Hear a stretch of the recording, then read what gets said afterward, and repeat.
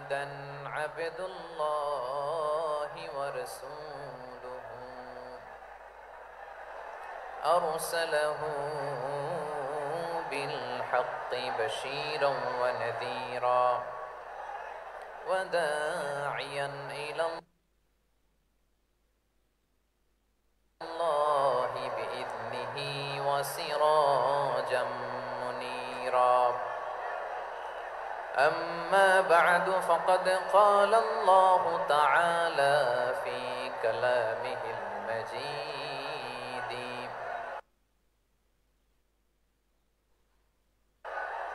وفي فرقانه الحميد أعوذ بالله من الشيطان الرجيم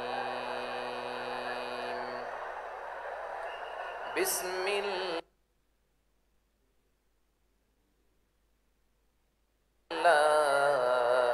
الرحمن الرحيم ولقد كرمنا بني آدم وحملناهم في البر والبحر ورزقناهم من الطيبات وفضلناهم على كثير ممن خلقنا تفضيلا إن الله وملائكته يصلون على النبي يا أيها الذين آمنوا صلوا عليه وسلموا تسليما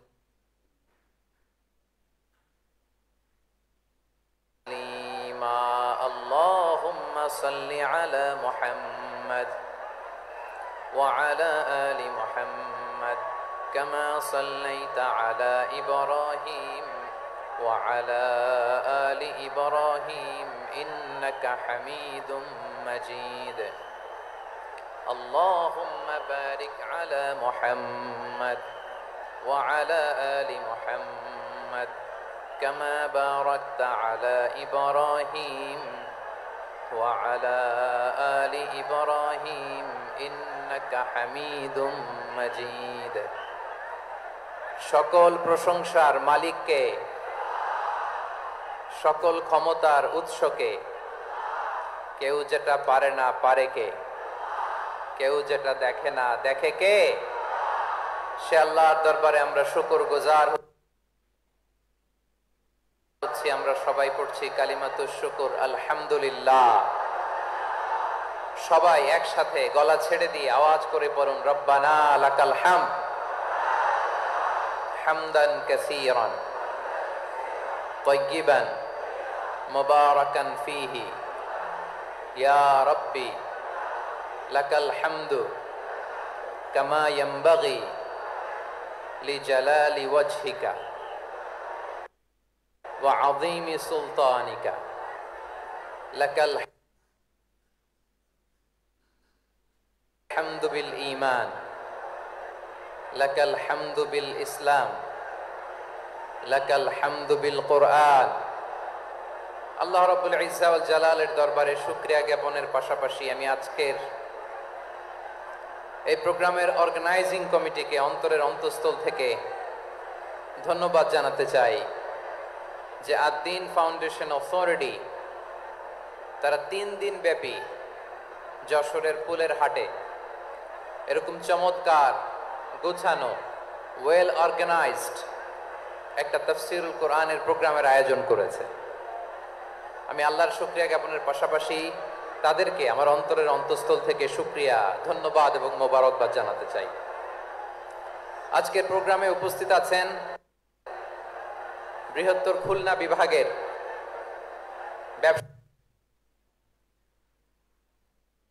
ব্যবসায়ী ভাইয়েরা, কর্মজীবী ভাইয়েরা, ছাত্র ভাইয়েরা, পর্দার আড়ালে মহিলা প্যান্ডেলে আমার মায়েরা, বোনেরা, উপস্থিত আছেন কওমি মাদ্রাসার মুহতামিম বৃন্দ, আলিয়া মাদ্রাসার প্রিন্সিপাল হুজুর, শিক্ষক বৃন্দ, ছাত্রবৃন্দ, ইমাম সাহেব, খতিব সাহেব, মুয়াজ্জিন সাহেব,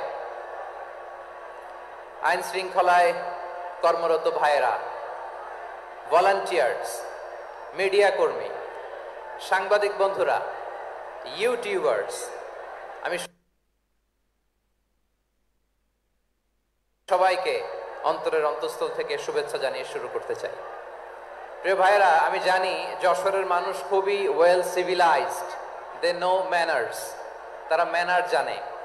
অতিথির সাথে কেমন আচরণ করতে হয় যশোরের লোকেরা এটা জানে কি জানে না বলেন? মাশাআল্লাহ।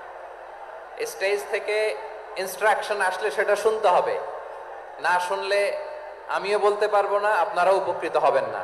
কোটি কোটি টাকা ব্যয়, অনেক পরিশ্রম সাপেক্ষে, অনেক ওয়েল ডিজাইন করে ওনারা প্রোগ্রাম করেছেন। শেষ অধিবেশন যদি আপনারা ধাক্কা ধাক্কি বিশৃঙ্খলা করেন, বঞ্চিত হব, আমরা বঞ্চিত হব, আপনারা বঞ্চিত হবেন, মিডিয়া কর্মীদের মাধ্যমে দেশে বিদেশে কোটি কোটি দর্শক তারা বঞ্চিত হবে। আর যদি একটা নীরব, নিস্তব্ধ, নিঝুম পরিবেশ আমাকে উপহার দেন, আমি জনগুরুত্বপূর্ণ, যেটা রাষ্ট্রের জন্য গুরুত্বপূর্ণ, যেটা সামাজিকভাবে আমাদের জন্য গুরুত্বপূর্ণ, আমার ব্যক্তি জীবনের জন্য গুরুত্বপূর্ণ, গোটা মানবতার জন্য গুরুত্বপূর্ণ, এরকম কিছু বার্তা আজকের এই ঐতিহাসিক যশোরের প্রোগ্রামে আমি রাখতে চাই ইনশাআল্লাহ। কিন্তু সেজন্য সহযোগিতা করতে হবে। যে ডান দিকের ছেলেরা মাশাআল্লাহ বলার সাথে সাথে ঠান্ডা, কিন্তু এখানে এখনো ঠান্ডা হচ্ছে না।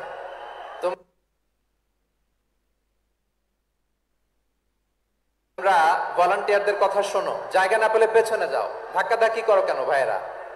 এটা করো না। এই যে তোমাদেরকে দেখতে পাচ্ছি তো, একে অপরকে ধাক্কা ধাক্কি করে আমাকে দেখার চেষ্টা, পেছনে চলে যাও, নয় অন্য প্যান্ডেলে যাও, কোনো আওয়াজ হবে না। 10,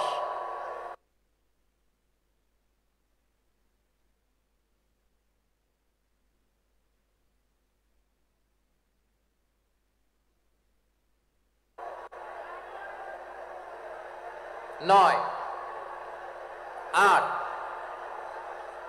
7,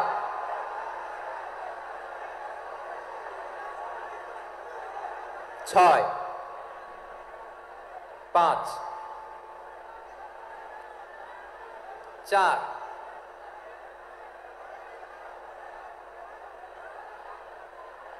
3, 2, 1, 0। প্রিয় ভাইয়েরা, অনেক আলোচনা হয়েছে 3 দিন ব্যাপী।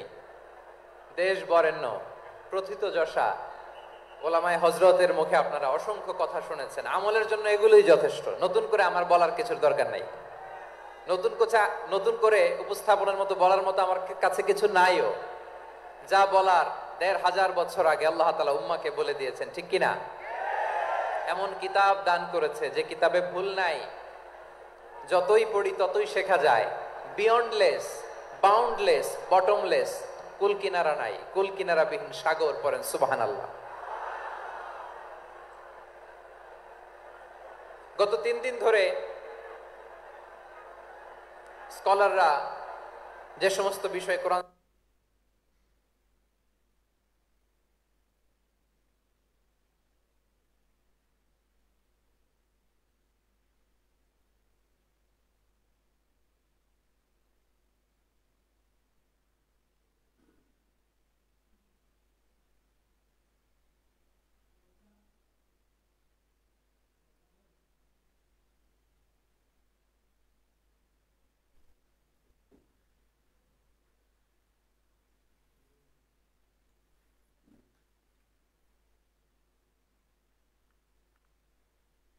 রাসূলের উপর আমল করতে পারে আল্লাহ তৌফিক দান করুক। আমরা পড়ি আমিন, আমরা পড়ি আমিন।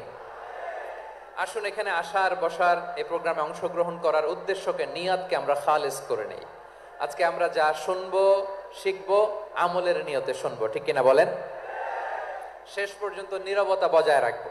আমি উঠবো, আপনারা উঠবেন, এর আগে ওঠা যাবে না। তার ওয়াস্তে বি স্মার্ট, জায়গা না হলে চলে যাবেন, আওয়াজ করবেন না। ভলান্টিয়াররাও আওয়াজ নয়, ইশারা ইঙ্গিতে। প্রিয় ভাইয়েরা, যে টপিকটি নিয়ে আমি আপনাদের সামনে আজকে কথা বলতে চাই, টপিকটি অনেক গুরুত্বপূর্ণ। টপিকটি হচ্ছে হিউম্যান রিসোর্স ডেভেলপমেন্ট, মানব সম্পদ উন্নয়ন। কারণ আল্লাহ তাআলা আমাদের যা দেখ আর না দেখ এটা দিছে। মানুষ আর মানুষ, 18 কোটি মানুষ, ঠিক কিনা? এই 18 কোটি জনসংখ্যার দেশে বসবাস করে আমরা খুশি না বেজার? খুশিকে দেখতে পাচ্ছি। All are the gen Z of Jashore. যারা জেন জি, ওরা স্মার্ট, ওরা ইশারা ইঙ্গিতে কাজ করে। এই যে পুরো গদি উল্টায় দিছে, ঠিক কিনা? 24-এর ছাত্র নাগরিক অভ্যুত্থান আমাদের দেখিয়ে দিচ্ছে কিভাবে চোখের ইশারায় গদি উল্টে দিতে হয়। তো জেনজিদের নিয়ে বসেছে, ওরা তো স্মার্ট, ওরা ডিস্টার্ব করবে না। মেহেরবানি করে আমার সাথে কানেক্ট করো, 1 to 1, brain to brain, eye to eye contact করো আমার সাথে। তাকাও, কষ্ট হলো আমার দিকে তাকাও, আওয়াজ করা যাবে না, আমার দিকে তাকাও। প্রিয় ভাইয়েরা, হিউম্যান রিসোর্স ডেভেলপমেন্টের ব্যাপারে কিছু কথা বলবো। এই যে আমাদের বিশাল জনসংখ্যা, এই জনসংখ্যাকে কি করে জনসম্পদে রূপান্তরিত করা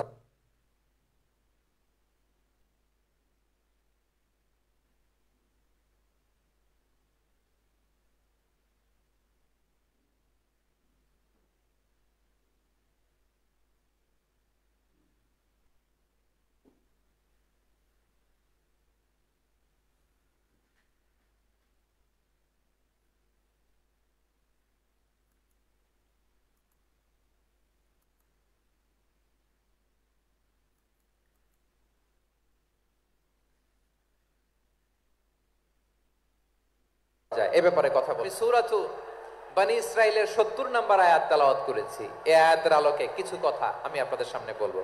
আল্লাহ তাআলা ইরশাদ করছেন, ওয়ালাকাদ কাররামনা বনী আদম ওয়া হামালনাহুম ফিল বাররি ওয়াল বাহরি ওয়া রাযাকনাহুম মিনাত তাইয়্যিবাত ওয়া ফাদ্দাকাদ কাররামনা বনী আদম, আমি বনি আদমকে সম্মানিত করেছি, বনি আদমকে মর্যাদা দিয়েছি। ওয়া হামালনাহুম ফিল বাররি ওয়াল বাহর, বনি আদমকে জলে স্থলে, স্থলে এবং সমুদ্রে চলাচলের বাহন দিয়েছি। ওয়া রাযাকনাহুম মিনাত তাইয়্যিবাত,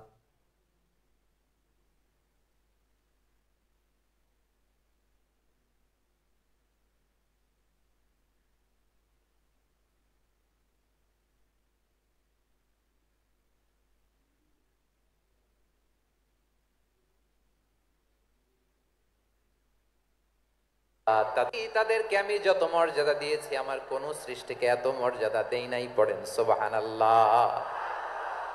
I have dignified the status of the sons of Adam. আদমের সব সন্তানের মর্যাদা আমি বাড়িয়েছি।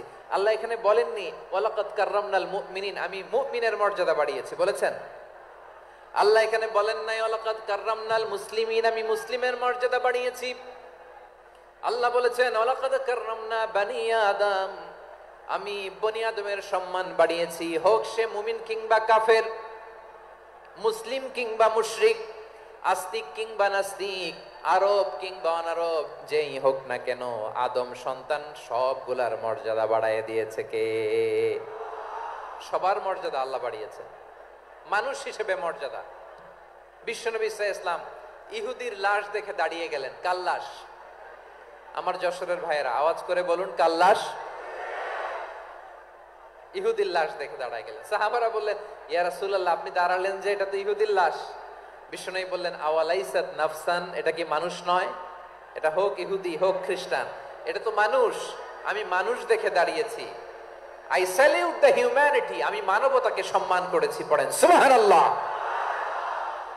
তাহলে এই জমিনে মানুষের মর্যাদা বেশি, হোক আস্তিক হোক নাস্তিক, হোক মুমিন কিংবা কাফের।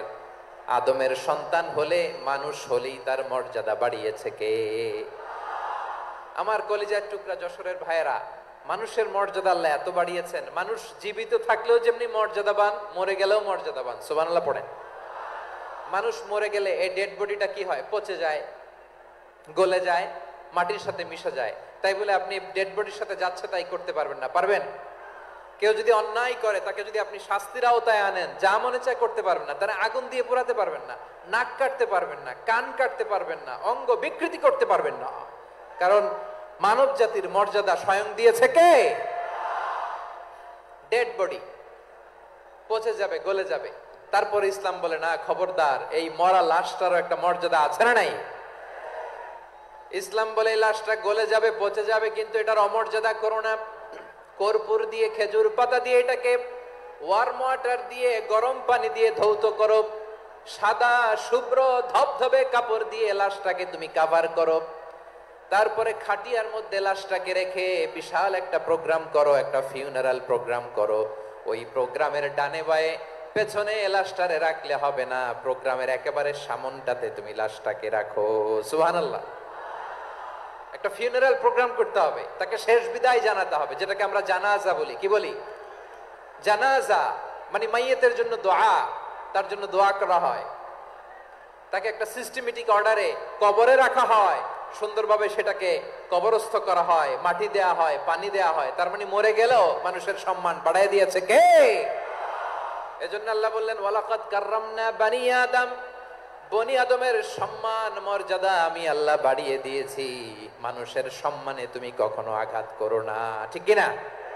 তাহলে ভাই, প্রথম মেসেজ হচ্ছে, the first and foremost message tonight to the people of জাসর। আল্লাহ বলেন, I have dignified the status of son of Adam. আমি বনি আদম সবার মর্যাদা বাড়িয়ে দিয়েছি, হোক আস্তিক নাস্তিক, হোক কাফের কিংবা মুশরিক, তার মর্যাদা বাড়াই দিছে কে? যখন বন্যা হয়, আমরা ত্রাণ নিয়ে যাই, আমরা শুধু মুসলমানদেরকে ত্রাণ দেই নাকি? হ্যাঁ, আমরা মুসলমানকেও দেই, অমুসলমানকেও দেই, হিন্দুকেও দেই, বৌদ্ধকেও দেই। যেখানেই মানবতা বিপন্ন, সেখানে ইসলামের হেল্পিং হ্যান্ড আছে না নাই? সুবহানাল্লাহ। কি দিন আমরা পেয়েছি, কি বিধান আমরা পেয়েছি। ওয়ালাকাদ কাররামনা বানি আদম, আমি বনি আদমকে সম্মানিত করেছি। এরপর আল্লাহ বললেন ওয়া হামালনাহুম ফিল বাররি ওয়াল বাহর, মানুষকে স্থলে এবং সমুদ্রে চলাচলের বাহন আমি দিয়েছি। স্থলে কিভাবে চলবে, জলে কিভাবে চলবে, এই বাহনের ব্যবস্থা করেছে কে? এই জেনজি, এই সামড়া, ইরাম করতেছো কিসের জন্য? হ্যাঁ, ইরাম করলে চলবি? হ্যাঁ, বস বস বস বস। আওয়াজ করতেছো কেন? দিবানা, কথা বলতে দিবানা আমাকে? তো এইটা বুঝি তোমাদের ভালোবাসার নমুনা? তোমাদের ভালোবাসার কারণে যদি আমি কোথাও দাঁড়াতেই না পারি, কোথাও বসতে না পারি, কোথাও দুটা কথা বলতে না পারি, এই ভালোবাসা দিয়ে কি হবে আমার? বরং ঘামতে ঘামতে ঘর্মাক্ত হব, রক্তাক্ত হব। কিন্তু সেন্ট্রাল থেকে, সেন্ট্রালি যে ইনস্ট্রাকশন আসবে, সেই ইনস্ট্রাকশনের এক চুল আমরা ডানে বায়ে যাব না। এইটা গণজাগরণের জন্য এইটা দরকার, ইসলামী বিপ্লবের জন্য এইটা দরকার। তো আধা ঘন্টা ধরে যদি তোমাদেরকে থামানোই না যায়, এই লস্কর দিয়ে আমি কি করব? আল্লাহর ওয়াস্তে নো নো নো স্লোগান, চুপচাপ একেবারে আমার দিকে তাকাও। আল্লাহ বললেন ওয়া হামালনাহুম ফিল বাররি ওয়াল বাহর, জলে স্থলে আমি চলাচলের যানবাহনের ব্যবস্থা করেছি। আমরা স্থলে ঘোড়ার উপরে চড়ি, উটের উপরে চড়ি, গাড়ির উপরে চড়ি। এই যে গাড়ির ইঞ্জিন বানাইছি আমরা, এটার মেধা দিয়েছে কে? আবার সাগরের মধ্যে আমরা নৌযান, জলযান, বড় বড় জাহাজ দিয়ে এক মহাদেশ থেকে আরেক মহাদেশ যাই, এক দেশ থেকে মালামাল গুলো আরেক দেশে পাঠাই। সাগরের ভেতরে নৌকা গুলোরে ধরে রাখলো কে? ওয়াল ফুলকিল্লাতি তাজরি ফিল বাহরি বিমা ইয়ানফাউন নাস। মানুষের উপকার আছে এরকম সরঞ্জামাদি নিয়ে সাগরের উপরে বিশাল বিশাল জলযানগুলো চলে, এগুলো ডুবে যায় না, কাত হয়ে যায় না, পড়ে যায় না। এগুলোকে স্থিতিস্থাপকতাকে ঠিক করে রাখলো কে? আপনারা জাহাজ দেখেছেন? জাহাজ, হ্যাঁ, বাড়ি চট্টগ্রাম হইলে দেখতে পারতেন, দেখছেন? বিশাল বিশাল জাহাজ, বিশাল জাহাজ মালামাল নিয়ে এক মহাদেশ থেকে আরেক মহাদেশে যায়। গত মাসে আমার জাপান সফর ছিল। এই যে বাংলাদেশে যে গাড়িগুলো চালান, বেশিরভাগ গাড়ি আসে কিন্তু জাপান থেকে। হাজার হাজার গাড়ি একটা জাহাজ বহন করতে পারে, হাজার হাজার গাড়ি। এটাতে সাগরের মধ্যে ভাসাইলো কে? সবাই বলুন, ভাসালো কে? হাজার হাজার গাড়ি নিয়ে জাপানিজ গাড়িগুলো আমাদের চট্টগ্রামের এয়ারপোর্টের বন্দরে ভিড়ে। যুক্তরাষ্ট্রে আমি দেখেছি বিশাল বিশাল জাহাজ। আপনারা টাইটানিক জাহাজের নাম শুনেছেন? টাইটানিকেরও 8 গুণ 10 গুণ বড়। সুবহানাল্লাহ কইবেন না? টাইটানিক জাহাজের 8 গুণ 10 গুণ বড় একটা জাহাজ আছে, আইকন অফ দ্য সি। আমি দেখে এসেছি। রয়্যাল ক্যারিবিয়ান দেখে এসেছি। সাগরের সামনে জেটিতে যখন দাঁড়ালাম, জাহাজটা যখন যায়, আমার মনে হচ্ছে একটা শহর, গোটা শহর, the entire city is floating on the water. পুরো একটা শহর মনে হয় পানির উপর দিয়ে ভেসে যাচ্ছে। পড়েন সুবহানাল্লাহ। এই যে আইকন অফ দ্য সি, এই ক্রুজ, এই জাহাজটা, এটার ভিতরে স্টেডিয়াম আছে। কিসের ভিতরে স্টেডিয়াম? কথা বুঝে নাই বোধহয়। স্টেডিয়াম কিসের ভিতর? সুইমিং পুল আছে, শপিং মল আছে, রেস্টুরেন্ট আছে, ক্লাব আছে, 3000 4000 রুম বিশিষ্ট, কক্ষ বিশিষ্ট হোটেল আছে। এই সবগুলোর নিয়ে এগুলো চলে সাগরের এই দোলার মধ্যে, জলোচ্ছ্বাসের মধ্যে। এই সাগরের ভেতরে এই জাহাজগুলোর ভাষায় রাখছে কে? সূরা আর রহমানে আল্লাহ তাআলা বললেন, ওয়ালাহুল জাওয়ারিল মুনশাআতু ফিল বাহরি কাল আ'লাম ফাবিআইয়ি আলা, সবাই পড়েন, ফাবিআইয়ি আলাই রাব্বিকুমা তুকাযিবান। পাহাড় সম বড় বড় জাহাজগুলো মাল বোঝাই করে সাগরের মধ্যে ভেসে বেড়ায়। এগুলো দিয়ে মালামাল বহন করা যায়, মানুষও এক দেশ থেকে আরেক দেশে যায়। এই জাহাজগুলোর সাগরের ভেতরে ভাসায় রাখলো কে? এই আয়াতের ভেতরে আল্লাহ তাআলা সূরাত বানী ইসরাঈলের এই চমৎকার আয়াতের ভেতরে আল্লাহ তাআলা বেসিক্যালি মানব জাতির প্রতি তার 4টি স্পেশাল অনুগ্রহের কথা বলেছেন। কয়টি? 2টা বলে ফেলছি। 1 নাম্বার, ওয়ালাকাদ কাররামনা বানি আদম, আমি বনি আদমের সম্মান বাড়াইছি। নাকি মুসলমানদের? নাকি মুসল্লিদের? কার সম্মান বাড়িয়েছি? বনি আদমের। তাহলে human dignity, the first part of the verse talks about the human dignity. 2 number অংশে আল্লাহ তাআলা বললেন, ওয়া হামালনাহুম ফিল বাররি ওয়াল বাহর, স্থলে এবং সমুদ্রে আমি তাদের জন্য চলাচলের বাহন দিয়েছি। সুবহানাল্লাহ। তার মানে smooth movement on land and sea, জলে এবং স্থলে যাতে আমরা স্মুথলি মুভ করতে পারি আল্লাহ তাআলা দিয়েছেন। 3 নম্বরে আল্লাহ তাআলা বললেন, ওয়া রাযাকনাহুম মিনাত তাইয়্যিবাত, মানুষের জন্য আমি পবিত্র রিজিকের ব্যবস্থা করেছি। জলে এবং স্থলে যত প্রাণী আছে সবগুলা প্রাণীকে রিজিক দেয় কে? আমাদেরকে রিজিক দেয় কে? সাগরের মাছগুলোকে, বড় বড় তিমি মাছগুলোরে রিজিক দেয় কে? বাতাসের মধ্যে ভেসে বেড়ানো বড় বড় পাখিগুলো, স্ক্যান্ডিনেভিয়ান কান্ট্রি থেকে লক্ষ লক্ষ কোটি কোটি পাখিগুলো যে এক দেশ থেকে আরেক দেশে ট্রান্সফার হয়, এগুলোর রিজিক দেয় কে? রব্বুল আলামিন বলেন, ওয়ামা মিন দাব্বাতিন ফিল আরদি ইল্লা আলাল্লাহি রিজকুহা ওয়া ইয়ালামু মুস্তাকাররাহা ওয়া মুস্তাওদাআহা কুল্লুম ফি কিতাবিম মুবিন। আল্লাহু আকবার। রব্বুল আলামিন বলেন, ভূপৃষ্ঠে বিচরণশীল যত প্রাণী আছে সব প্রাণীগুলোকে আমি আল্লাহ আমার নিজের কুদরতে রিজিকের বন্দোবস্ত করি। এই প্রাণীগুলো কোথায় থাকে, কোথায় যায়, সব জায়গায় আমি রিজিক পৌঁছে দেই। রিজিক কেউ দিতে পারে না, রিজিকের মালিক কে? রিজিকের মালিক তিনি আল্লাহ। এজন্য আল্লাহ তাআলা বললেন, ওয়া রাযাকনাহুম মিনাত তাইয়্যিবাত। এরপর আল্লাহ বললেন, ওয়া ফাদ্দালনাহুম আলা কাসীরিম মিম্মান খালাকনা তাফদীলা। আমি যত প্রাণী সৃষ্টি করেছি সকল প্রাণীর মধ্যে মানুষের মর্যাদা, শ্রেষ্ঠত্ব আমি দিয়েছি। সুবহানাল্লাহ পড়েন। তাহলে 1 নম্বরে আল্লাহ বললেন, আমি বনি আদমের মর্যাদা বাড়ালাম। এরপরে বললেন, স্থলে এবং সমুদ্রে চলাচলের জন্য যানবাহন দিলাম। 3 নম্বরে আল্লাহ বললেন, পবিত্র রিজিকের ব্যবস্থা করে দিলাম। এরপরে আল্লাহ বললেন, যত প্রাণী আছে, সৃষ্টি আছে, সবগুলার উপরে আমি মানুষকে শ্রেষ্ঠত্ব দিলাম। সুবহানাল্লাহ। তাহলে সবচেয়ে বেশি শ্রেষ্ঠত্ব মানুষের। কার? মানুষের। শুধু তাই নয় প্রিয় ভাইরা, আকাশ এবং জমিনে যা কিছু আছে সবকিছু মানুষের জন্য, মানুষের কল্যাণে, মানুষের প্রয়োজনে, মানুষের বশীভূত করে সৃষ্টি করেছেন কে? রব্বুল আলামিন বলেন, হুয়াল্লাযী খালাকা লাকুম মা ফিল আরদি জামিআ। এই জমিনের মধ্যে যা কিছু আমি আল্লাহ সৃষ্টি করেছি সব কিছু আমি মানুষের জন্য সৃষ্টি করেছি। পড়েন সুবহানাল্লাহ।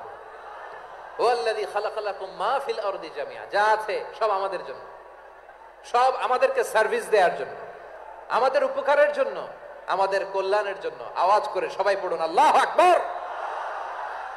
অন্য আয়াতে আল্লাহ বললেন, ওয়াসাখখারা লাকুম মা ফিস সামাওয়াতি ওয়া মা ফিল আরদি জামিআম মিন ইন্না ফি যালিকা লাআয়াতিন লিকাউমি ইয়াতাফাক্কারুন। প্রথমে আয়াতে আল্লাহ বললেন, জমিনে যা আছে সব তোমাদের কল্যাণে আমি সৃষ্টি করলাম। এরপরে আল্লাহ বললেন, আকাশেও যা আছে সব তোমাদের জন্য সৃষ্টি করলাম, তোমাদের অনুগত বানায় দিলাম। পড়েন সুবহানাল্লাহ। মানুষের কি ব্রেইন দেখেন, মানুষ জমিন ছেড়ে আকাশে চলে যায়। পাখি দেখে মানুষের শখ হলো, পাখি যেহেতু উঠতে পারে আমরাও পারবো। অরবিল রাইট, উইলবার রাইট, দুই ভাই মিলে আঁকাঝোঁকা করতে করতে করতে করতে প্লেন বানায় ফেললো। কোন সুবহানাল্লাহ। এখন পাখিও ওরে, আমরাও ওরি। এরপরেই মানুষের কৌতূহল থামে না এখানে, মানুষ চলে গিয়েছে চাঁদে। কোথায় গেছে? এখন কিন্তু চাঁদে জমি বিক্রি হয় জানেন। পৃথিবী নিয়ে মারামারি শেষ, রাশিয়া আমেরিকা এখন ধরছে চাঁদ আর মঙ্গল গ্রহ। এখন চাঁদে জমি বিক্রি হয়, মঙ্গলে জমি বিক্রি হয়। এই চাঁদ, মঙ্গল, বৃহস্পতি, শনি সব আল্লাহ তাআলা আমাদের জন্য বানিয়েছেন। সুবহানাল্লাহ পড়েন। মানুষ সাগরের উপরে চড়ে, শূন্যে ভেসে বেড়ায়, পাহাড় কেটে সুড়ঙ্গ বানায়, টানেল বানায়। মানুষ ব্রডব্যান্ডের লাইন নিয়ে যায় সাগরের ভেতর দিয়ে, এক দেশ থেকে আরেক দেশে, এক মহাদেশ থেকে আরেক মহাদেশে। সুবহানাল্লাহ পড়েন। তার মানে গোটা বিশ্বের সবকিছুর উপরে control, superiority over all creatures, সবকিছুর উপর কন্ট্রোল, মনিটরিং, নিয়ন্ত্রণ, এটা প্রতিষ্ঠা করে দিয়েছে কে? এজন্যই মানুষের শ্রেষ্ঠত্ব। ওয়ালাকাদ কাররামনা বানি আদম, আমি বনি আদমের সম্মান বাড়িয়েছি, মর্যাদা আমি বাড়িয়ে দিয়েছি। এই কারণে, কারণ মানুষ সবকিছুর উপর নিয়ন্ত্রণ নিতে পারে। মানুষকে নিয়ে এই কোরআনের সব আলোচনা, মানুষকে নিয়ে এই কোরআনের সব। তাই কোরআনের কেন্দ্রীয় আলোচ্য বিষয় হচ্ছে মানুষ। কোরআনের কেন্দ্রীয় আলোচ্য বিষয় কি? যশোরের ভাইয়েরা বুঝে থাকলে সবাই বলবেন, কোরআনের কেন্দ্রীয় আলোচ্য বিষয় কি? এই যে আমি মূল আলোচনায় যাচ্ছি এখন। কেন মানুষ কোরআনের কেন্দ্রীয় আলোচ্য বিষয়? এই যে ভাইয়েরা, এই যে হাত জোর করে, এই যে Jessore Gen Z, the smart people of Jessore, হাত জোর করে বলতেছে, হাত জোর করে তোদের কাছে আল্লাহর দোহাই লাগে, স্টপ স্টপ। শুরুতে একবার বলেছে, জায়গা না হলে আস্তে আস্তে ধাক্কা দিবা, সামনে না পিছনে, দিয়ে দিয়ে বের হয়ে চলে যাও। এলইডিতে দেখো, এই যে এই যে আল্লাহর ওয়াস্তে জায়গা না হলে ওদিকে যাও। কোরআনের মাহফিলে বিশৃঙ্খলা, এটা কাফিরদের আলামত। কাফিররা শীষ দিত, শীষ। বিশ্বনবী কোরআনের তাফসির করলে কাফিররা শীষ দিত আর ক্ল্যাপিং করত, হুইসেল এন্ড ক্ল্যাপিং। তো আমরা কি এখানে বিশৃঙ্খলা করতে আসছি? তো বারবার থামানো লাগে কেন? কোনো আওয়াজ হবে না, বললাম তো স্টপ। আওয়াজ করে বলুন, কোরআনের কেন্দ্রীয় আলোচ্য বিষয় কি? সবাই বলেননি। এতগুলো মানুষ উত্তর দিলে এতটুকু আওয়াজ হয়, অন্তত আমি বিশ্বাস করি না। যশোর আওয়াজ করে বলো, কোরআনের কেন্দ্রীয় আলোচ্য বিষয় কি? মানুষ। এই মানুষ কোরআনের কেন্দ্রীয় আলোচ্য বিষয়। মানুষকে আল্লাহ স্বাধীনতা দিয়েছেন। ফামান শাআ ফালইউমিন ওয়া মান শাআ ফালইয়াকফুর। চাইলে মুমিন হতে পারো, চাইলে কাফের হতে পারো, তোমার ইচ্ছা। তবে জেনে রাখো, মুমিন হলে পাবা জান্নাত, কাফির হলে পাবা জাহান্নাম। নাও দ্য ডিসিশন ইজ ইয়োর্স। সিদ্ধান্ত তোমার, জান্নাতে যাবা না জাহান্নামে যাবা। যশোরের ভাইয়ের আওয়াজ করে বলুন, কই যেতে চান, জান্নাতে না জাহান্নামে? ডান দিকে না বাম দিকে? ডানপন্থী না বামপন্থী? চিল্লা চিল্লি না চুপচাপ? চুপচাপ করে আবার চিল্লাচিল্লি শুরু করে দিচ্ছে। মাশাআল্লাহ। তাহলে কোরআনের কেন্দ্রীয় আলোচ্য বিষয় মানুষ। আমার সাথে থাকতে হবে, তোমাদেরকে নিয়ে আমি আলোচনা শেষ পর্যন্ত যাব। অনেক গুরুত্বপূর্ণ কথা বাকি আছে, আমাকে সহযোগিতা করতে হবে। মাশাআল্লাহ, এই তো ঠান্ডা হয়েছে। হ্যাঁ, ঠিক আছে ঠিক আছে ঠিক আছে। মানুষকে আল্লাহ এত স্বাধীনতা দিয়েছেন, মানুষ চাইলে অনেক ভালো হইতে পারে। ভালোর রাস্তাও খোলা, খারাপ হওয়ার রাস্তাও খোলা। ভালো হইলে মানুষ অনেক ভালো, খারাপ হইলে অনেক খারাপ। ভালো হইলে সবচেয়ে ভালো, খারাপ হইলে সবচেয়ে খারাপ। এজন্য সিদ্ধান্ত আপনাকে নিতে হবে। আল্লাহ তাআলা বলছেন, লাকাদ খালাকনাল ইনসানা ফি আহসানি তাকওয়িম সুম্মা রাদাদনাহু আসফালা সাফিলিন। আমি মানুষকে অনেক সুন্দর অবয়বে, সুন্দর আকৃতিতে সৃষ্টি করেছি। তার শুধু চেহারার ডিজাইনটাই সুন্দর নয়, তার ব্রেনটা বড্ড সুন্দর, তার মানসিকতা বড্ড সুন্দর, তার সৃজনশীলতা বড্ড সুন্দর। পড়েন সুবহানাল্লাহ। আমাদের চেহারা, অবয়ব, ডিজাইন যে সুন্দর তা না, আমাদের ব্রেনটা অনেক সফিস্টিকেটেড ব্রেন, অনেক সফিস্টিকেটেড। এই 1.5 কেজি ইউজ করে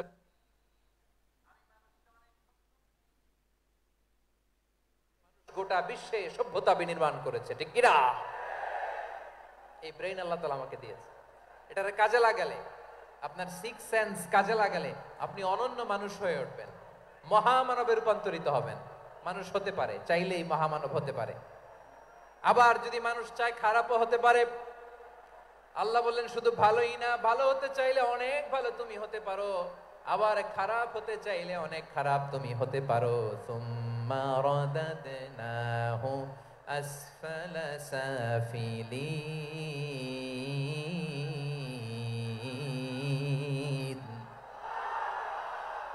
খারাপ হলে একেবারে খারাপ হতে পারো, নিকৃষ্ট হলে একেবারে নিকৃষ্ট হতে পারো, ভালো হলেও ভালো হতে পারো। কোন সুবহানাল্লাহ। এবার আওয়াজ করে বলুন, ভালো হতে চাই না খারাপ?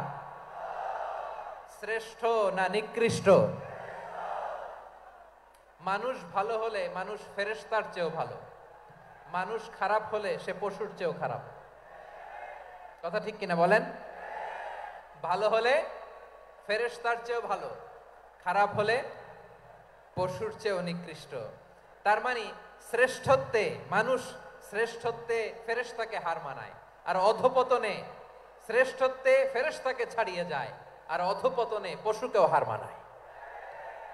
আই রিপিট, আমি আবারও বলছি, মানুষ শ্রেষ্ঠত্বে ফেরেশতাকে ছাড়িয়ে যায়, আর অধপতনে সে পশুকেও হার মানায়। আওয়াজ করে বলতে হবে ঠিক কিনা? এটার প্রমাণ কি? মানুষ শ্রেষ্ঠ হইলে যে ফেরেশতার চেয়েও সেরা, তার প্রমাণ কি? আল্লাহ তাআলা বলছেন, ওয়া ইয কুলনা লিল মালাইকাতি ইসজুদু লি আদম ফাসাজাদু ইল্লা ইবলিস আবা ওয়াস্তাকবারা ওয়া কানা মিনাল কাফিরিন। আল্লাহ বলেন, স্মরণ করো সে সময়ের কথা যখন আমি ফেরেশতাদেরকে বললাম, ও ফেরেশতারা আদমকে সেজদা দাও। সব ফেরেশতারা সম্মান সূচক সেজদা আদমকে দিল, তারা আদমের জন্য সেজদায় লুটিয়ে পড়লো, একজন ছাড়া, তার নাম ইবলিস। আওয়াজ করে বলেন, তার নাম কি?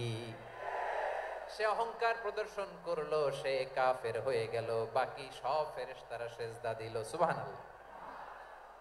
আবার আদম আলাইহিস সালামকে আল্লাহ জিজ্ঞেস করলেন, সব বলে দিল উত্তর, কিন্তু ফেরেশতাদেরকে একই প্রশ্ন জিজ্ঞেস করলেন, তারা উত্তর করতে পারে নাই।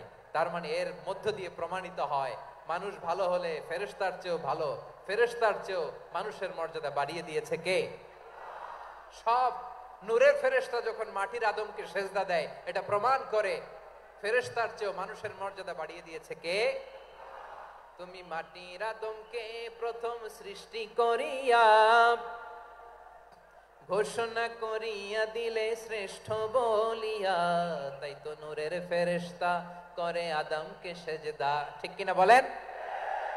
তাই তো নূরের ফেরেশতা করে আদমকে সেজদা, সবার চেয়ে সম্মান দিলে মাটির আদমকে।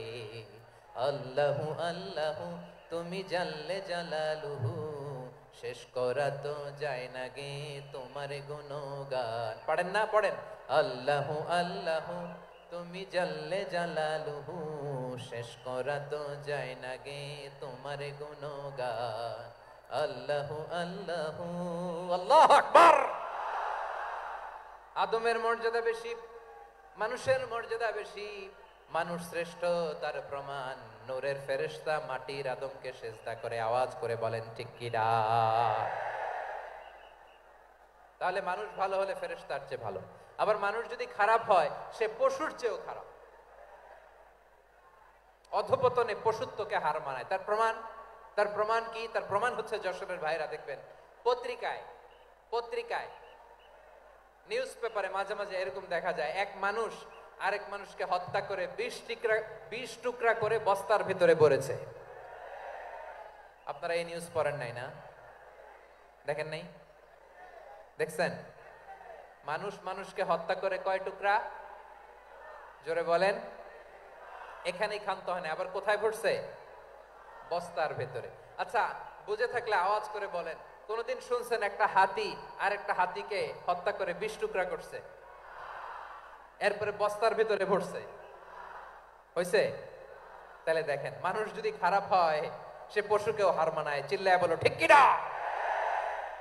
এমনও দুশ্চরিত্র মানুষ আছে যার নজর থেকে 6 মাসের ছোট্ট মেয়ে থেকে শুরু করে 80 বছরের বৃদ্ধারাও নিরাপদ নয়। পশুকেও হার মানে। মানুষের ঘর জ্বালিয়ে পুড়ে মেসাকার করে দেয়, জনপদের পর জনপদ জ্বালায় দেয়, এরকম আছে না নাই? বোমা মেরে শহরগুলো উড়িয়ে দেয়। এই যে ইসরায়েল গাজার মধ্যে যে অ্যাটাক করেছে, এরা মসজিদ মানে নাই, মসজিদে বম ফেলেছে। এরা খ্রিস্টানদের চার্চ গির্জা মানে নাই, গির্জায় বম ফেলেছে। পৃথিবীর ইতিহাসে never happened in the history of the world that someone bombed on a hospital, on a ICU center. এমন হাসপাতাল যেখানে আইসিইউর রোগীরা আছে, ওই হাসপাতালের উপরও ইসরায়েলি সৈনিকেরা বোমা মেরেছে। জোরে বলেন ঠিক কিনা? এরা মানুষ? আওয়াজ করে বলেন, এরা মানুষ না। প্রিয় ভাইয়েরা, চোখ কান নাক মুখ থাকলেই মানুষ না।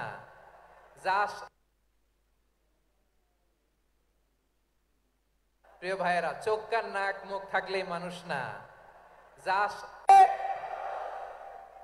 এই দুনিয়া এখন তো আর সেই দুনিয়া নাই, মানুষ নামের মানুষ আছে দুনিয়া বোঝাই, সেই মানুষের ভিড়ে আমার আসল মানুষ নাই। ঠিক কিনা? আসল মানুষের বড্ড অভাব, আসল মানুষের বড্ড অভাব।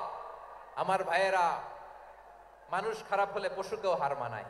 আচ্ছা, আওয়াজ করে বলেন, এই যশোরের ছেলেরা দিক তাকাও, আওয়াজ করে বলো, যে ইসরায়েলি সোলজাররা উপর থেকে বোমা মারলো তারাও মানুষ? তারাও কি? ওরাও রক্তে মাংসে মানুষ, ওদেরও পরিবার আছে। বোমা মেরে যেই মেয়েটাকে তারা অনাথ বানায়, ইয়াতিম বানায়, ও কিন্তু বাসায় ওর মেয়েটাকে রেখে আসছে। ঠিক কিনা বলেন? বম্বিং করে যে বাবাকে মেরে, স্বামীকে মেরে স্ত্রীকে বিধবা বানায়, তারও ঘরে স্ত্রী আছে। উপর থেকে বম মেরে মানুষ মেরে দিচ্ছে, তারাও মানুষ। 1945 সালের 6ই আগস্ট আমেরিকান সোলজাররা হিরোশিমায় বম মেরেছে। আমি নিজে দেখে এসেছি জাপানের হিরোশিমাতে। সকাল 8:15 মানুষ কেউ অফিসে যাচ্ছিল, কেউ খেতে খামারে কাজ করতে যাচ্ছিল। লিটল বয় নামে একটা বোম মেরেছে তারা। এই বোমের আঘাতে, পারমাণবিক এই বোমার রেডিয়েশনে আঘাতে, বোম ব্লাস্ট হওয়ার পরে মুহূর্তের মধ্যে 1,40,000 নাই। উপর থেকে যারা মারতেছে এরাও মানুষ, যাদেরকে মারলো তারাও।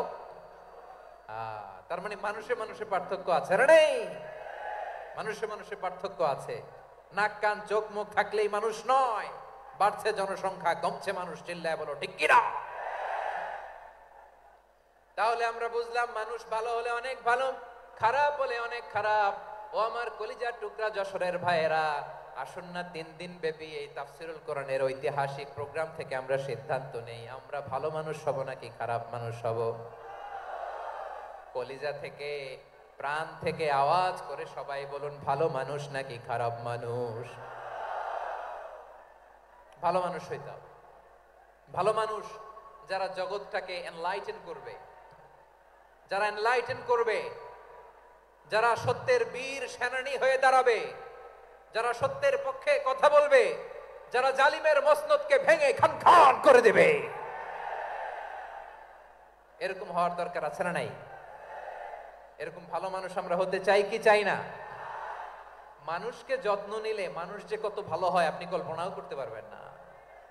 এই যে আপনাদের যশোরে যে ভালো ছেলেগুলো আছে, যে ভালো তরুণগুলো আছে, যে যুবকগুলো আছে, যে ভালো আলেমরা আছে, ভালো নেতারা আছে, সবাই যদি তাদের মতো হতো, পুরো যশোরটা একটা জান্নাতের টুকরা হয়ে যেত। আওয়াজ করে বলেন ঠিক কিনা? মানুষকে নার্চারিং করলে, মানুষকে পলিশ করলে, মানুষকে গ্রুমিং করলে, মানুষকে সঠিক তারবিয়া দিলে মানুষ অনন্য হয়ে ওঠে। প্রতিটি মানুষ অনন্য। আমি অনন্য, আপনি অনন্য, আমরা সবাই অনন্য। সুবহানাল্লাহ বলেন। মানুষকে আল্লাহ তাআলা দিয়েছেন অসীম ক্ষমতা, অসীম ক্ষমতা। সুবহানাল্লাহ। একটা মানুষ পারে না এমন কিছু নাই, একটা মানুষ পারে না এমন কিছু নাই। বিশ্বাস করতে হবে, মানুষ যা কল্পনা করতে পারে ওইটা মানুষ করে দেখাতে পারে। যশোরের ভাইয়ের, আই রিপিট, আমি আবারও বলছি, এই চিল্লাচিল্লি করলে আমার এই গুরুত্বপূর্ণ কথা তোমরা মিস করবা, মিস করবা। কপাল পোড়া হয়েও না, আওয়াজ করে কপাল পোড়া হবে না। আমার দিকে তাকাও। মানুষ, মানুষ যা কল্পনা করতে পারে সেটা মানুষ করে দেখাতে পারে। তুমি তোমার কল্পনার রাজ্যকে সাজাও, তোমাকে হারাতে পারে এমন কোন শক্তি আল্লাহর জমিনে নাই। তোমার কি শক্তি, কি সম্ভাবনা তুমি জানোই না মিয়া। তুমি এদিকে তাকাও কেন? তোমার রাস্তা তো ওই দূরে। তুমি কোথায় যাবে, আল্লাহ তোমার টেনে কোথায় নিয়ে যাবে তুমি কিছুই জানো না। Plan big, dream big. কল্পনার শক্তিকে বড় করো। মানুষ যা কল্পনা করতে পারে মানুষ তা করে দেখাতে পারে। মানুষের কাছে অসাধ্য কিছু নাই মৃত্যু ছাড়া, এক্সেপ্ট ডেথ। মৃত্যু ছাড়া মানুষ সবকিছুকে জয় করতে পারে। মৃত্যু ছাড়া যে কোনো অসাধ্যকে সাধন করার ক্ষমতা মানুষকে দিয়ে দিয়েছে কে? হারার জন্য তোমার জন্মই হয় নাই, তোমার জন্ম হয়েছে জিতার জন্য, বিজয়ের জন্য তোমার জন্ম। মানুষের শুরুটাই হয় বিজয় দিয়ে। যশোর, আওয়াজ করে বলো, মানুষের শুরু হয় কি দিয়ে? আমরা যখন আমার পিতার পৃষ্ঠদেশে ছিলাম, পিতার পৃষ্ঠদেশ থেকে শুক্রাণু যখন মায়ের গর্ভদেশে যেয়ে পড়ে, কতটা শুক্রাণু ভ্রমণ শুরু করে জানো? 20 কোটি শুক্রাণু। একবার সিমেন আউট হলে সেখানে 20 কোটি শুক্রাণু থাকে, ভ্রমণ শুরু করে। ওই 20 কোটি শুক্রাণুর মধ্যে থেকে তুমি আমি আজকে এক বিকশিত শুক্রাণু মানব রূপে পৃথিবীতে এসেছি। সুবহানাল্লাহ। ওই 20 কোটি শুক্রাণুর প্রতিযোগিতায় সবাইরে পেছনে ফেলে সেদিন আমি সফল হয়েছিলাম, সেদিন আমি বিজয়ী হয়েছিলাম।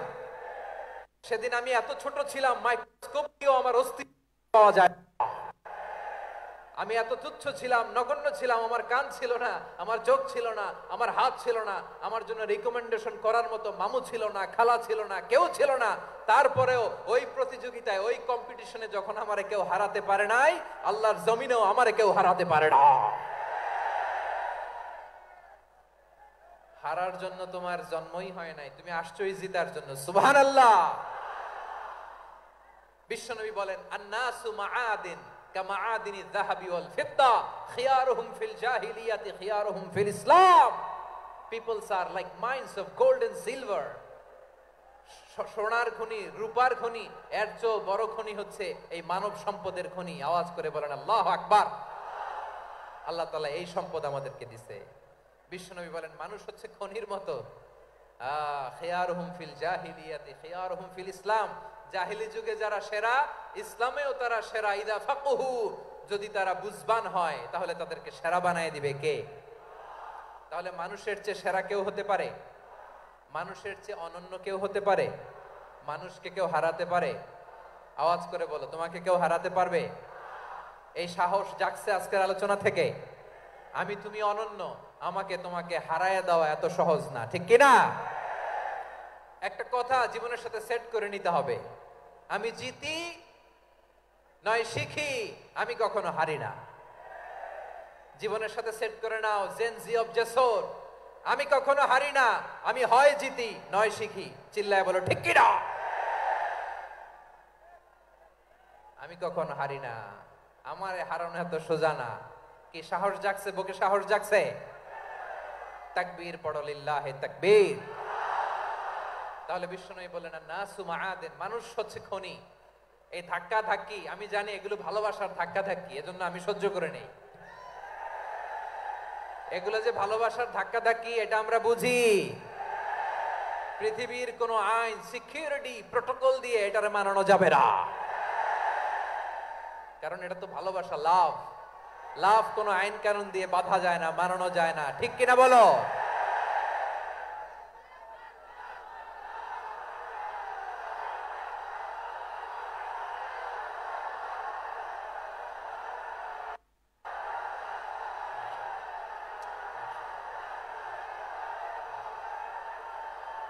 ঠিক আছে, বসুন বসুন বসুন। আল নাসু মাআদিন, মানুষ হচ্ছে খনি। এই খনির যত্ন নিতে হবে। আমার মা বাবা যারা এসেছেন, আপনার ছেলে মেয়ের যত্ন নেন। আপনার ছেলের মধ্যে যে কি পটেনশিয়াল আপনি জানেন না। আপনার এই ছোট্ট অবুজ ছেলেটাই আগামী দিনের শায়েখ আহমদুল্লাহ হবে। আপনার হেফজখানায় পড়া ওই ছোট্ট ছেলেটাই আগামী দিনের আল্লামা মামুনুল হক হবে। আপনার ওই ছেলেটা আমির হামজা হবে, আব্দুল হাই সাইফুল্লাহ হবে। এভাবে বড় বড় আলেম হবে, তারা যুগশ্রেষ্ঠ আলেম হবে। সেই একদিন এই বাংলাদেশের পার্লামেন্টে যে বক্তব্য দিয়ে যশোরের পক্ষে কথা বলবে। আপনি জানেন না, কাউকে ছোট করবেন না আপনি, ওর কনফিডেন্স আপনি কমাবেন না, আপনি কমাতে পারেন না। প্যান্ডেলে আমার যে মা বোনেরা আছেন, ছেলে মেয়েদেরকে কখনো ছোট করে কথা বলবেন না। ও যে কোথায় যাবে আপনি জানেন না, আপনি মা হয়ে তাকে সাহস দিবেন, তার কল্পনার জগৎটাকে সাজাতে তাকে উৎসাহিত করবেন। ঠিক কিনা বলেন? আর আমার প্যান্ডেলের আমার প্রিয় শ্রদ্ধাশীলা মায়েরা বোনেরা, আপনারা তো আরো দামি সম্পদ। বিশ্বনবী বলেন আর দুনিয়া কুল্লুহা মাতা। আল্লাহ আল্লাহ আল্লাহ, বিশ্বনবীর কথার ওজন দেখেন। আর দুনিয়া কুল্লুহা মাতা ওয়া খায়রু মাতা'আদ দুনিয়াল মারআতুস সালিহা। বিশ্বনবী বলেন দুনিয়ায় যা দেখো সব আল্লাহর দেওয়া অ্যাসেট, মানে সম্পদ। আর এত অ্যাসেটের ভিড়ে সবচেয়ে শ্রেষ্ঠ সম্পদ হচ্ছে নেককার নারী। সুবহানাল্লাহ। ভাইয়েরা বোনের সাথে খারাপ আচরণ করো না, সন্তান মায়ের সাথে খারাপ আচরণ করো না। আমাদের মায়েরা আমাদের asset, they are our priceless asset. কারণ এই মায়েদের পেটে এসেছে আল্লাহর ওলিরা, এই মায়েদের পেটে এসেছে খান জাহান আলী, এই মায়ের পেটে এসেছে শাহজালাল ইয়ামানি, এই মায়ের পেটে এসেছে আল্লাহর সব নবীরা। নাকি নবীরা আকাশ থেকে ধপ করে জমিনে নেমে আসছে? মায়ের পেটে আসছে। এই মায়ের পেটগুলো খনি। আমার সম্মানিতা মায়েরা বোনেরা, নিজেকে ইসলাম দিয়ে সাজান, নিজেকে ইসলাম দিয়ে সাজান, নিজেকে পবিত্র রাখুন, নিজের আব্রু ইমান ইজ্জতের হেফাজত করুন, কোরআন পড়ুন, সুন্নাহ পড়ুন। আপনি জানেন না আপনার গর্ভে কে আসছে, কোন ক্ষণজন্মা পুরুষকে আল্লাহ তাআলা আপনার গর্ভে পাঠাবে আপনি জানেন না। মায়েরা নিজেদেরকে পবিত্র রাখুন, ইসলাম চর্চা করুন, কোরআন চর্চা করুন, নৈতিকতা দিয়ে নিজেকে সাজান। যশোরের জেনজি, নিজেদেরকে প্রস্তুত রাখো আগামীর বাংলাদেশের জন্য। নৈতিকতা, মোরালিটি, ভ্যালিউজ দিয়ে নিজেকে সাজাও, ইসলাম দিয়ে নিজেকে সাজাও। কারণ আগামীর বাংলাদেশ ইসলামের বাংলাদেশ। বাংলাদেশের আসল পরিচয় ইসলাম। বাংলাদেশের আসল পরিচয় কি? সবাই বলে না। বাংলাদেশের আসল পরিচয় কি? এই ইসলাম দিয়ে আমরা সংসদ ভবন সাজাবো, রাজি আছি না নাই? শেকড় ভুলে যাওয়া যাবে না। আমরা ধাপে ধাপে শারিয়া আইনের দিকে যাব ইনশাআল্লাহ, কিন্তু জঙ্গিবাদ দিয়ে নয়, কট্টরপন্থা দিয়ে নয়। আমরা ইন্টেলেকচুয়ালি, গ্রাজুয়ালি, ধাপে ধাপে শারিয়া আইনের দিকে মুভ করব ইনশাআল্লাহ। বলো লিল্লাহি তাকবীর। এদেশের আসল পরিচয় সবাই বলে না, আওয়াজ করে, এদেশের আসল পরিচয়। এদেশে আজান শুনে সূর্য ওঠে শহর গ্রামে, এদেশে আজান শুনে সূর্য ডোবে সন্ধ্যা নামে, এদেশে সকল কাজে সবাই বলে বিসমিল্লাহ, এদেশে ভালো কিছু দেখে শুনে হাসি মুখে সবাই বলে মাশা আল্লাহ। সুবহানাল্লাহ সুবহানাল্লাহ সুবহানাল্লাহ সুবহানাল্লাহ সুবহানাল্লাহ সুবহানাল্লাহ সুবহানাল্লাহ সুবহানাল্লাহ। ও নবীন তরুণ তোমার কিসের এত ভয়, জেনে রেখো বাংলাদেশের আসল পরিচয়। বাংলাদেশের আসল পরিচয় ইসলাম। আওয়াজ তুলে বলো, আসল পরিচয় কি? এদেশে পরস্পরে দেখা হলে দেয় সালাম, এদেশে আমজনতার হৃদয় জুড়ে পাক্কালাম, ঠিক কি না? এদেশে বিপদ এলে সর্বজনে সর্বক্ষণে দোয়া পড়ে ইন্না লিল্লাহ সুবহানাল্লাহ সুবহানাল্লাহ সুবহানাল্লাহ সুবহানাল্লাহ। এদেশে আজান শুনে সূর্য ওঠে শহর গ্রামে, এদেশে আজান শুনে সূর্য ডোবে সন্ধ্যা নামে, এদেশে সকল কাজে সবাই বলে বিসমিল্লাহ, এদেশে ভালো কিছু দেখে শুনে হাসি মুখে সবাই বলে মাশা আল্লাহ। সুবহানাল্লাহ, আওয়াজ করে সুবহানাল্লাহ সুবহানাল্লাহ সুবহানাল্লাহ সুবহানাল্লাহ। সবাই একসাথে সুবহানাল্লাহ সুবহানাল্লাহ সুবহানাল্লাহ সুবহানাল্লাহ। এদেশের আসল পরিচয় কি? আওয়াজ করে বলতে ভয় লাগে। এদেশের আসল পরিচয় কি? ইসলাম দিয়ে আমাদের সংসদ ভবন চলুক, আমরা চাই কি চাই না? বঙ্গভবনে লা ইলাহা ইল্লাল্লাহর পতাকা উড়ুক, আমরা চাই কি চাই না? প্রতিটি জেলা অফিসে, ডিসি অফিসে লা ইলাহার পতাকা ঝুলুক, আমরা চাই কি চাই না? কারা কারা চাই হাত তুলে আল্লাহরে দেখায়।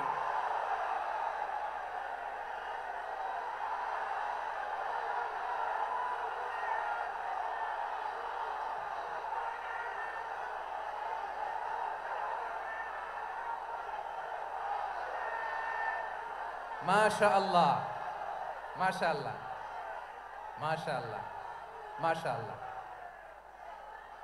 যশোর, আওয়াজ করে বলো, ভালো মানুষ না খারাপ মানুষ? বুঝে বলছো তো? মানুষ ভালো হলে যে কত ভালো। এই মানুষকে যত্ন নিলে, মানুষকে মানুষ বানালে যে সে কি হতে পারে শুনবা? হ্যাঁ, নাকি মোনাজাত দিয়ে দিব? শুনবা? তাহলে থামতে হবে। থামো, আমি যখন বলবো থামো থামো, তাকবীরের সময় দিলে তাকবীর, থামো থামো। মানুষকে যত্ন নিলে, এই এদিকে এদিকে, ড্রোন নামায় ফেলো, হয়েছে, ড্রোনের ফুটেজ হয়ে গেছে, এবার ড্রোন নামায় ফেলো, আমার দিকে তাকাও। মানুষকে, তোমরা এদিক সেদিক তাকালে তো গুরুত্বপূর্ণ পয়েন্ট মিস হয়ে যাবে। এদিকে এদিকে, হ্যাঁ মাস, ঠিক আছে। এদিকে মানুষকে যত্ন নিলে মানুষের মধ্যে যারা কি পটেনশিয়াল রেখেছে। আমি জাপানের দুইটা উদাহরণ দেই। জাপানের, এই এই এভাবে এভাবে হবে, হয় বসো নয় পেছনে, কথা নাই, কথা তো বলাই যাবে না, হারাম কথা বলা আজকে, একেবারে চুপ। আজকের জন্য হারাম করে দিছি আমি, কিছু সময়ের জন্য একেবারে নিষিদ্ধ। জাপানের দুইটা উদাহরণ দেই, খেয়াল করে একটু শুনেন, বুঝবেন। আল্লাহ, 2022 সালে জাপানের সাথে জার্মানির খেলা, ফিফা ওয়ার্ল্ড কাপ 2022। এক পক্ষে জাপান, আরেক পক্ষে কোন দেশ? কথা শুনে নাই। এক পক্ষে কোন দেশ? আরেক পক্ষে সবাই। এক পক্ষে আরেক পক্ষে। ওই খেলায় জিতেছিল জাপান, জিতেছিল 22 সালের এই ফিফা ওয়ার্ল্ড কাপে জাপান ফুটবল খেলায় জিতে। As a part of their celebration, তারা খেলার পরে পুরো স্টেডিয়ামটারে ক্লিন করে, the fan base of Japan, lakh lakh মানুষ খেলা দেখতে যায়, তো এত ডাস্টবিনও তো নাই, তো যারা ডাস্টবিনে জায়গা পায় নাই তারা এই যে চকলেটের প্যাকেট, পানির বোতল, চিপসের প্যাকেট তারা এদিকে সেদিকে রেখে দিয়েছে। জাপানের ভক্তরা, জাপানের ফলোয়াররা, as a part of their celebration তারা খেলার পরে পুরো স্টেডিয়ামের সব ময়লা আবর্জনা ক্লিন করে তারপরে বিদায় নিয়েছে। তাদেরকে কি ক্লিন করার দায়িত্ব দেয়া হয়েছিল? এই যশোর, জাপানের যে ছেলেরা খেলা দেখতে গেছিল ওদেরকে কি ক্লিন করার দায়িত্ব দিছিল? তারা কি স্টেডিয়ামের পরিচ্ছন্নতা কর্মী? তাদের আকল, তাদের সিক্স সেন্স তাদেরকে বলেছে ছোটবেলা থেকে জাপান গভর্নমেন্ট ওদেরকে এত পরিচ্ছন্নতা শেখায়, ক্লিনলিনেস অ্যাওয়ারনেস ক্যাম্পেইন করায়। ক্লাসে আমি দেখেছি, ক্লাসে নিজের বেঞ্চ নিজে মুছে, ক্লাসের মাঝখানে একটা সময় দেয়, নিজের টেবিল নিজে মুছে, নিজের ক্লাসরুমটা নিজে পরিষ্কার করে, রাস্তাঘাটে একটা ধুলা নাই, ময়লা নাই, একটা টিস্যু নাই। খেলার পরে গোটা বিশ্বকে তাক লাগিয়ে দিয়েছে। জাপানের ফ্যানরা সবার রেখে যাওয়া গার্বেজ, টিস্যু, বোতল পরিষ্কার করে তারপরে স্টেডিয়াম থেকে বিদায় নিয়েছে। আমরা কেন এমন হইতে পারলাম না? আমরা কেন এমন হইতে পারলাম না? জাপানের যারা এগুলো করছে ওদের 3টা করে চোখ না? চোখ তো 3টা, জাপানা লাগো। জাপানা লাগো হাত তো 4টা, কান তো 6টা। হ্যাঁ, নাকি আমার মতো 2 হাত 2 কানওয়ালা মানুষ? চোখে দেখলে ওটা মানুষ না। চিন্তা করছেন? তার মানে জাপানিজদেরকে যে গ্রুমিং করে শিখানোর মাধ্যমে পরিচ্ছন্ন বানানো গেছে, ওরা যেমনি মানুষ আমরাও মানুষ। আমাদের সন্তানদেরকে শেখালে তারাও পারবে। পারবে কিনা? 2 নম্বর উদাহরণ বলি। চট্টগ্রাম ফেনীতে যারা গিয়েছেন, মেঘনা গোমতী ব্রিজ প্রকল্প নাম শুনছেন? মেঘনা একটা ব্রিজ পার হওয়া লাগে। এই মেঘনা গোমতী, এখানে 3টা ব্রিজ কাঁচপুর সহ, এই 3টা ব্রিজের নির্মাণ কাজ, রেনোভেশনের কাজ দেয়া হয়েছিল জাপানের একটা কোম্পানিকে। কাকে? জাপানের কোম্পানি। নির্মাণ শেষে 738 কোটি টাকা বেঁচে গেছিল, এটা গভর্নমেন্টের হাতে দিয়ে তারা বিদায় নিয়েছে। কত টাকা? 738 কোটি টাকা। যত প্রাক্কলিত ব্যয় নির্ধারণ করা হয়েছে সব টাকা সরকার, তৎকালীন সরকার 2019-এর সরকার, কারা ছিল তো জানেন? এই 2019-এর সরকার তাদেরকে দিয়েছে। তারা রিনোভেশন নির্মাণ শেষে 738 কোটি টাকা অতিরিক্ত বেঁচে গেছিল, এটা আবার গভর্নমেন্টের হাতে বুঝাই দিয়ে তারা বিদায় নিচ্ছে। আমরা কেন এমন হইতে পারলাম না? জাপানের ওরাও মানুষ, আমরাও মানুষ। তার মানে মানুষে মানুষে পার্থক্য আছে না নাই? আচ্ছা, জাপানের 2টা উদাহরণ দিলাম, এবার আমার দেশের 2টা উদাহরণ দিব না? বাংলাদেশের 2টা উদাহরণ দিই। 1 নম্বর উদাহরণ, গত সপ্তাহে আপনারা জানেন কক্সবাজার আমার একটা প্রোগ্রাম ছিল, তো হেলিকপ্টারে গিয়েছিলাম। ফেনী জেলা যখন পার হচ্ছি আমি দেখলাম 3টা উইন্ড মিল চিনেন তো? বিশাল পিলার, 3টা 4টা পাখা থাকে। বায়ু বিদ্যুৎ কেন্দ্র, বাংলাদেশের প্রথম বায়ু বিদ্যুৎ কেন্দ্র এটা। মুহুরী প্রজেক্ট বলে এটার, সম্ভবত মুহুরী প্রজেক্ট। তো সাগরের বাতাসের ঝাপটায় এটা ঘুরে এনার্জি হয়, ইলেকট্রিসিটি উৎপাদন হয়। তো আমি পাইলটকে বললাম, ভাই এগুলো থেকে কেমন ইলেকট্রিসিটি উৎপাদন হয়? কয়, হুজুর একটুও হয় না, কিছুই হয় না। কিছুই হয় না মানে? বলে, হুজুর বাংলাদেশে যত উইন্ড মিল আছে এটার পাখা একটাও ঘুরে না। আল্লাহ, বলেন কি? তাহলে যে কোটি কোটি টাকা ব্যয় করে যে উইন্ড মিল, কয় হুজুর ভিতরে ফিটফাট, উপরে ফিটফাট, ভিতরে সদরঘাট। তার মানে কোটি কোটি টাকা দিয়ে এই উইন্ড মিল বানায়, এখানে কিছু নাই। দুর্নীতির আড্ডাখানা, আখড়াখানা বাংলাদেশ, ঠিক কিনা বলেন? আয় রে, জাপানিজরাও মানুষ, আমরাও মানুষ। আমার এক নিকটাত্মীয় সরকারি চাকরিজীবী, উনি আমাকে বললেন, বাংলাদেশের আরেকটা উদাহরণ দেই। উনি আমাকে বললেন যে প্রতি বছর আমাদের অফিসের ফার্নিচার চেঞ্জ করে। আমি বললাম, প্রতি বছর ফার্নিচার চেঞ্জ করে কেন? বলে যে ফার্নিচার নতুন পারচেজ করলেই তো ওইখানে টাকা, নতুন কিনতে পারলেই টাকা, নতুন উন্নয়নের সবক শোনাতে পারলেই টাকা। প্রথম আলোর রিপোর্ট, কি আলো? প্রথম আলোর রিপোর্ট, গত 15 বছরে উন্নয়নের নামে লুটপাট হয়েছে প্রায় 3.25 লাখ কোটি টাকা। কার রিপোর্ট? আমাদের বানানো কথা। প্রথম আলোর রিপোর্ট। গত 15 বছরে কারা ছিল জানেন তো? হ্যাঁ, শুধু ওনাদেরকেই দোষ দিয়ে লাভ নাই। স্বাধীনতার পর থেকে শুধু শাসকের হাত বদল হয়েছে, আমরা কিছু পাই নাই, ঠিক কিনা বলেন? শুধু ওনাদের দোষ দিয়ে কি লাভ? একদল খাইছে, আরেক দল খাওয়ার জন্য রেডি হয়ে আছে। আমরা এরকম চাই না। আমরা চাই স্বাধীন সার্বভৌম বাংলাদেশ, আমরা চাই দুর্নীতিমুক্ত বাংলাদেশ। আমি নিউজটা যে কতবার বললাম, এটা কি সম্ভব? 3.25 কোটি টাকা লুটপাট, মানে লুটপাট করতে করতে এদেশের জনগণকে ফুটপাতে বসায় দিচ্ছে। প্রিয় ভাইয়েরা, জাপানের মানুষও মানুষ, আমরাও মানুষ। সিদ্ধান্ত আপনার, কোন মানুষ হবেন, ভালো মানুষ না খারাপ মানুষ?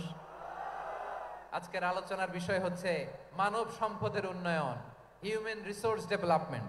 It's a process to increase the capacity of knowledge, skill, capacity of the people of a country. একটা দেশের মানুষের জ্ঞান, তাদের দক্ষতা কি করে বাড়ানো যায়, বাড়িয়ে দেশের উন্নয়ন করানো যায়, এটাই হচ্ছে মানব সম্পদ উন্নয়নের মূল কথা। তাহলে মানব সম্পদ হচ্ছে একটা দেশের সবচাইতে শক্তিশালী পুঁজি।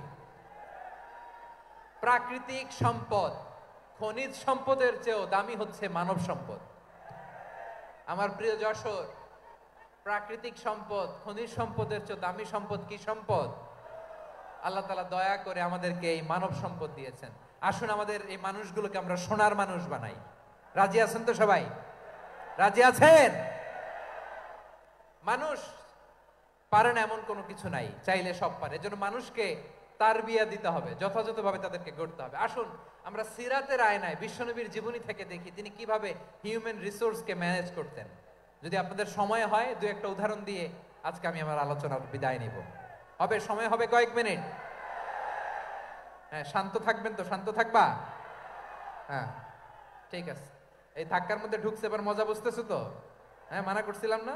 ঠিক আছে, টের পাও। হ্যাঁ, ঠিক আছে। যে আওয়াজ করবে আমি ওকে দেখতেছি, কে কে আওয়াজ করে দেখতেছি। শেষ কথা, শেষের দিকে চলে আসছি। বিষ্ণু ইসলাম কিভাবে হিউম্যান রিসোর্সকে ম্যানেজ করতেন, মজার কথা আছে কয়েকটা, বলে বিদায় নিব। বিশ্বনবী কিভাবে এই মানব সম্পদকে ম্যানেজ করতেন? বিশ্বনবী, he was a very good talent hunter, চৌকস ট্যালেন্ট হান্টার ছিল। কার মধ্যে কি ট্যালেন্ট আছে দেখলেই বুঝে ফেলতেন। সুবহানাল্লাহ পড়বেন না? কি নবী আমরা পেয়েছি! He was a very good talent hunter. আমার নবী, তিনি চৌকস ট্যালেন্ট হান্টার ছিলেন। কার মধ্যে কি প্রতিভা বের করতেন, ওই প্রতিভাকে ইসলামের কল্যাণে কাজে লাগাতেন। সুবহানাল্লাহ বলেন। যাকে যেই জায়গায় সেট করলে ভালো হবে তাকে ওই জায়গায় সেট করতেন। কয়েকজন সাহাবীর জীবনী শোনাই। আবু মাহজুরা রাদিয়াল্লাহু তাআলা আনহু, মক্কার মুয়াজ্জিন, আগে ছিল মুশরিক, পরে হইছে মুমিন। উনি কিভাবে মুমিন হইলেন এই ঘটনাটা একটু আপনাদের শোনাতে চাই। তা আপনাদের তো সময় নাই হাতে। হ্যাঁ, সময় আছে? এই যে এই জেনজি শেষ করে দিল আজকের প্রোগ্রামটা। 1 ঘন্টা ধাক্কা ধাক্কি করে কেমনে দাঁড়ায় আছে আমি বুঝলাম না।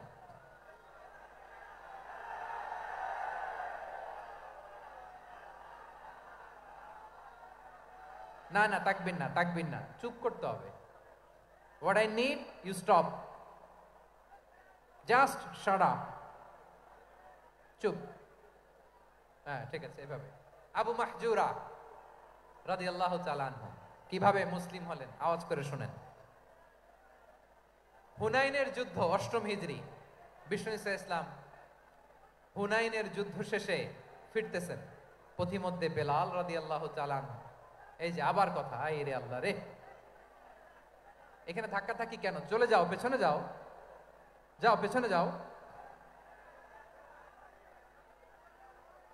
কি আজীব তামাশা! যেখানে যায় এখানে ধাক্কা ধাক্কি, মারামারি, গায়ের উপরে, কাঁধের উপরে, শাউটিং।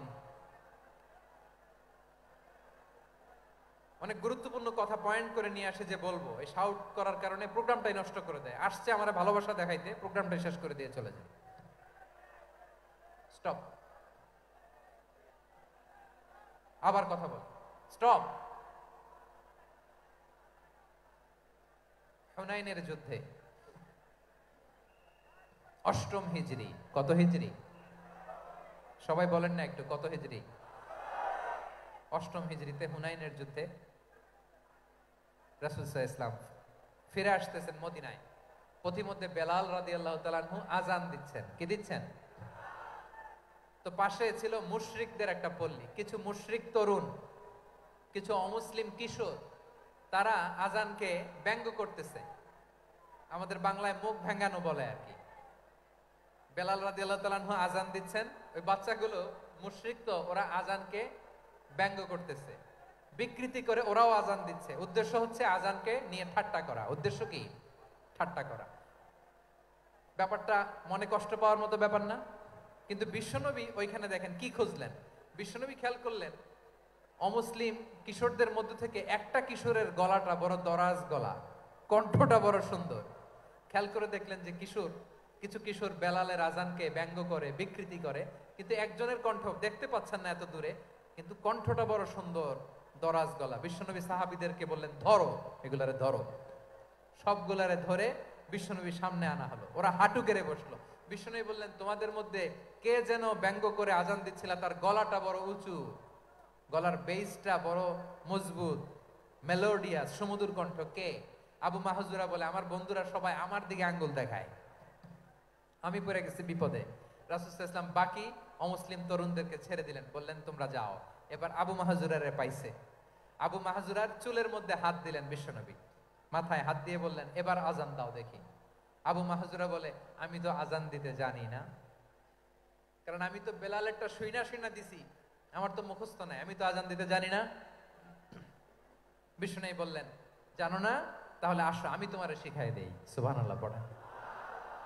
আবু মাহজুরা হাঁটু গেড়ে বসে, বিশ্বনবীর মোবারক হাত আবু মাহজুরার চুলের মধ্যে। বিশ্বনবী আজানের মুআল্লিম আবু মাহজুরাকে বলতেছে, ঠিক আছে তোমারে শিখাই দিচ্ছি, আমি যা যা বলবো আমার সাথে সাথে বলো, পারবা? আবু মাহজুরা বলে, পারবো। বিশ্বনবী আজান দিচ্ছেন, মাথায় হাত দিয়ে আল্লাহু আকবার, আল্লাহু আকবার। আবু মাহজুরা এই বাক্যটা পড়লেন। বিশ্বনবী দ্বিতীয় বাক্য পড়তে আরম্ভ করলেন, আল্লাহু আকবার,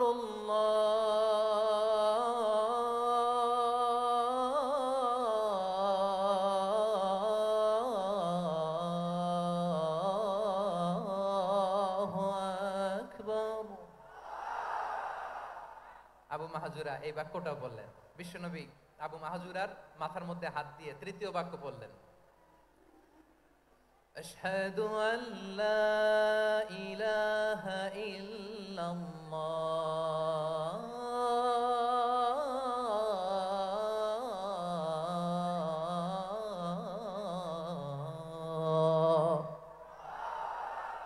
আবু মাহজুরা তৃতীয় বাক্য বললেন। বিশ্বনবী একটা বাক্য পরে আবু মাহজুরা পরে, বিশ্বনবী পরে আবু মাহজুরা পরে। আবু মাহজুরা কিন্তু অমুসলিম, মুশরিক। আবু মাহজুরা বলে, এক একটা বাক্য পড়ি আমার কলিজাটা গলে ঠান্ডা হয়ে যায়। এতদিন মোহাম্মদকে গালি দিতাম, এখন মোহাম্মদ আমার মাথায় যখন হাত রাখছে আমার সারা শরীর ঠান্ডা হয়ে গেছে। বিশ্বনবী আজান শিখাচ্ছেন, একটা একটা বাক্য পড়ে আবু মাহজুরাও পড়ে, বিশ্বনবী পড়ে আবু মাহজুরাও পড়ে। পুরো বাক্যগুলো যখন শেষ, আজান শেষ, আবু মাহজুরাও যখন পুরো আজান বললেন, আবু মাহজুরা বললেন, এতদিন মোহাম্মদের চেহারা দেখলে আমার ঘৃণা লাগতো, আজ থেকে মোহাম্মদের চেহারার চেয়ে প্রিয় চেহারা আমার কাছে নাই। আবু মাহজুরা বললেন, ও মুহাম্মদ, আজানের বাক্য তো আপনি আমারে শেখালেন, এখানেই শেষ করবেন না, আপনি আমারে পড়ায় দেন, লা ইলাহা ইল্লাল্লাহু মুহাম্মাদুর রাসূলুল্লাহ সাল্লাল্লাহু আলাইহি ওয়াসাল্লাম। বিশ্বনবীর সাথে দাঁড়িয়ে উনি শাহাদা পড়ে মুসলমান হয়ে গেলেন। এবার আবু মাহজুরা বলে, ইয়া রাসূলুল্লাহ, ইয়া হাবিবাল্লাহ, আমি মুমিন হয়েছি, মুসলমান হয়েছি, আপনার কাছ থেকে আজান শিখার সৌভাগ্য আমি লাভ করেছি গো নবী। আমার কণ্ঠের বড় তারিফ করেছেন আপনি, আমার আজানকে আপনি পছন্দ করেছেন। একটা জিনিস আপনার কাছে চাই, আপনি আমাকে মক্কার মসজিদুল হারামের মুয়াজ্জিন হিসেবে অ্যাপয়েন্ট করে দেন। বিষ্ণু ইসলাম বললেন, যাও আবু মাহজুরা, আমি তোমাকে পৃথিবীর শ্রেষ্ঠতম মসজিদ মক্কার মসজিদুল হারামের মুয়াজ্জিন হিসেবে অ্যাপয়েন্ট করে দিলাম। দেখছেন কিভাবে ট্যালেন্ট হান্টিং করতে হয়, কিভাবে হিউম্যান রিসোর্স মানব সম্পদকে ব্যবহার করতে হয়। আসছিল আজানকে ভেঙাইতে, আসছিল কেন? আজানকে ব্যঙ্গ করার জন্য, বিকৃত করার জন্য। আজানকে বিকৃত করতে যে ইসলামের সবচেয়ে শ্রেষ্ঠ মসজিদের মুয়াজ্জিন হয়ে গেল। পড়েন সুবহানাল্লাহ। হযরত আবু মাহজুরা রাদিয়াল্লাহু তাআলা আনহু ওনার এই সুললিত কণ্ঠ ব্যবহার করে মসজিদুল হারামে এত সুন্দর করে আল্লাহু আকবার বলে আজান দিতেন, মানুষগুলোর, মুসল্লিগুলোর, মক্কাবাসীর হৃদয়কে তিনি বিগলিত করে দিতেন, মানুষের হৃদয়কে ঠান্ডা হয়ে যেত। শুধু এখানেই শেষ না আমার যশোরের ভাইয়েরা, বিশ্বনবী যখন সাইয়েদনা আবু মাহজুরা রাদিয়াল্লাহু তাআলা আনহুকে আজান শেখাচ্ছিলেন, বলেন তো বিশ্বনবীর হাতটা কোথায় ছিল? আবু মাহজুরার মাথার সামনে, এই চুলের উপরে ছিল। আবু মাহজুরা ওই স্মৃতিটাকে ধারণ করবার জন্য, ওই স্মৃতিকে বহন করার জন্য বিশ্বনবীর মোবারক হাত আবু মাহজুরার কপালের চুলের যেই জায়গায় লেগেছে, মৃত্যুর আগের দিন পর্যন্ত আবু মাহজুরা মাথার ওই চুলে কোনোদিন ছুরি আর কামার লাগায় নাই, সেখানে কেচি লাগায় নাই, চুলের মধ্যে খুর লাগায় নাই। আবু মাহজুরা ডান দিকের চুল কাটতো, বাম দিকের চুল কাটতো, পেছনের চুল কাটতো, সামনের চুল কাটতো না। আবু মাহজুরা রাদিয়াল্লাহু তাআলা আনহুর সামনের চুলগুলো বড় হতে হতে যখন এত বড় হয়ে যায়, তিনি চুলগুলো পেঁচিয়ে মাথার মধ্যে রাখতেন, তারপরে তিনি পাগড়ি পরতেন। সবাই জিজ্ঞেস করতো, আবু মাহজুরা এটা আবার কেমন স্টাইল? দেখতে তোমারে কি বিদঘুটে লাগে? কেমন অড লাগে? কেমন খারাপ দেখা যায়? মক্কায় এমন কোন মানুষ তো দেখি নাই, ডানে চুল কাটে, বায়ে চুল কাটে, পেছনে চুল কাটে, সামনে কাটে না। ওরে আবু মাহজুরা, কেমন দেখা যায় তোমারে? তুমি সামনের চুল কাটো না কেন? আবু মাহজুরা বলে, আমি হাঁটু গেড়ে পেয়ারা নবীর সামনে বসেছিলাম, আমার এই মাথার চুলের মধ্যে মুবারক হাত লাগিয়ে বিশ্বনবী নিজে আমাকে আজানের প্রতিটা বাক্য শিক্ষা দিয়েছেন। বিশ্বনবীর মোবারক হাত, পবিত্র হাত আমার মাথার চুলের যে জায়গায় লেগেছে, আমি চাই ওই চুলগুলা নিয়ে আমি আমার কবরের ভিতরে যাব। সাইয়েদনা আবু মাহজুরা রাদিয়াল্লাহু তাআলা আনহু ইন্তেকালের আগের পর্যন্ত মাথার সামনের চুলগুলা কাটে নাই, মাথার সামনের চুল তিনি কাটেন নাই। সুবহানাল্লাহ বিহামদি। কেমন ভালোবাসতেন বিশ্বনবী সাহাবীদেরকে, সাহাবারা কেমন ভালোবাসতেন বিশ্বনবীকে। সামনের চুলগুলো বড় হতে হতে এত বড় ছিল, পেঁচিয়ে রেখে পাগড়ি পরতেন, কাটতেন না। নবীর হাত লেগেছিল, সুবহানাল্লাহ পড়েন। তাহলে what is the lesson? Moral of the story কি? মোরাল অফ দ্য স্টোরি হচ্ছে, আসছিল আজানকে ব্যঙ্গ করার জন্য, বিকৃত করার জন্য, হয়ে গেল মসজিদুল হারামের মুয়াজ্জিন। দেখেন বিশ্বনবী একটা খারাপ সিচুয়েশনের মধ্যে থেকে কি ভালো জিনিস বের করে আনলেন। আমি যে শুরুতে বলেছি কিভাবে তিনি হিউম্যান রিসোর্সকে ডেভেলপ করেছেন, ম্যানেজ করেছেন।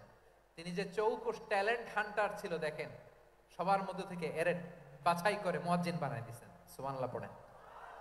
তার মানে এই না সবাইরে ধরে ধরে উনি মুয়াজ্জিন বানাইছেন, যার যেই ট্যালেন্ট আছে তাকে ওই কাজে অ্যাসাইন করেছেন, যার যেই প্রতিভা আছে তার প্রতিভাকে ইসলামের কাজে লাগিয়েছেন। সুবহানাল্লাহ পড়েন। যায়েদ বিন সাবিত রাদিয়াল্লাহু তাআলা আনহু নাম শুনেছেন? যশোর কথা বের হয় না, যদি জিজ্ঞাসা সালমান খানের নাম শুনছেন, সবাই হাত তুলবে, জি হুজুর শুনছি, মানে সব দেখা শেষ। সালমান খান, আমির খান, অমুক খান, সব খান মুখস্থ, কিন্তু যায়েদ বিন সাবিতের নাম মুখস্থ নাই মুসলমানদের। যেই সাহাবী মাথার সামনের চুল কাটে নাই, মসজিদুল হারামের মুয়াজ্জিন বানাইছেন বিশ্বনবী, ওই সাহাবীর নাম কি? খায়া ফেলাইছে, স্লোগানের সাথে খায়া ফেলাইছে। আবু মাহজুরা। কি নাম? আবু মাহজুরা আল জুমাহি রাদিয়াল্লাহু তাআলা আনহু। এই নামটা আজকে নিয়ে যাইতে হবে যশোর। আবু মাহজুরা রাদিয়াল্লাহু তাআলা আনহু। দুই নম্বরে বলছিলাম যায়েদ বিন সাবিত রাদিয়াল্লাহু তাআলা আনহু। বিশ্বনবী দেখলেন মদিনার এই আনসারী সাহাবী হাইলি ট্যালেন্টেড, ইন্টেলেকচুয়াল, মেরিটোরিয়াস, জ্ঞানের প্রতি তার আকর্ষণ, মারাত্মক আকর্ষণ। বিশ্বনবী তাকে দায়িত্ব দিলেন, কোরআন যা নাজিল হয় তুমি লিখো, কাতিবুল ওয়াহি বানায় দিলেন। সুবহানাল্লাহ। যায়েদ বিন সাবিতরে আবার আজান শিখান নাই, কারণ তার মধ্যে বিশ্বনবী প্রতিভা দেখেছেন, একাডেমিক প্রতিভা। বিশ্বনবীর একাডেমিক প্রজেক্ট গুলো তিনি হ্যান্ডেল করতেন। যায়েদ বিন সাবিত ছিল বিশ্বনবীর ব্যক্তিগত সচিব। কি ছিল? ব্যক্তিগত সচিব। বোঝেন নাই? বিশ্বনবীর ব্যক্তিগত সচিব এবং দোভাষী। ইহুদিরা কিছু লিখে দিলে এটার অর্থ বিশ্বনবীরে বুঝায় দিতেন, আবার ইহুদিদের কাছে কিছু লিখতে হলে তিনি লিখে দিতেন। বিশ্বনবী একদিন বললেন, ইন্নী ওয়াল্লাহি মা আমানু ইয়াহুদা আলা কিতাব। ইহুদিরা যে চিঠি পাঠায় অর্থ তো বুঝি না, আরেক ইহুদি আইনে অর্থ করা লাগে। আবার ইহুদিদের কাছে কিছু লিখে পাঠাইতে চাইলে আমরা তো লিখতে পারি না, ইহুদিরে দিয়ে লেখা লাগে। ওরা যে পয়রা শোনায় লিখে দেয়, আমি ওদের বিশ্বাস করি না। আমার নিজের একজন লোক দরকার। বিশ্বনবী এই যায়েদ বিন সাবিতকে চুজ করলেন ল্যাঙ্গুয়েজের জন্য। উনি বললেন, যায়েদ, তোমার সফট স্কিলকে ডেভেলপ করতে হবে, তুমি হিব্রু ল্যাঙ্গুয়েজ শিখে ফেলো। যায়েদ বিন সাবিত বলল, বিশ্বনবীর মোটিভেশন আর ইন্সপিরেশন পেয়ে আমি 15 দিনে ইহুদিদের এই হিব্রু ল্যাঙ্গুয়েজ শিখে ফেললাম। শুধু শিখে ফেললাম না, হাত্তা হাদিকতু, even I became master in the language.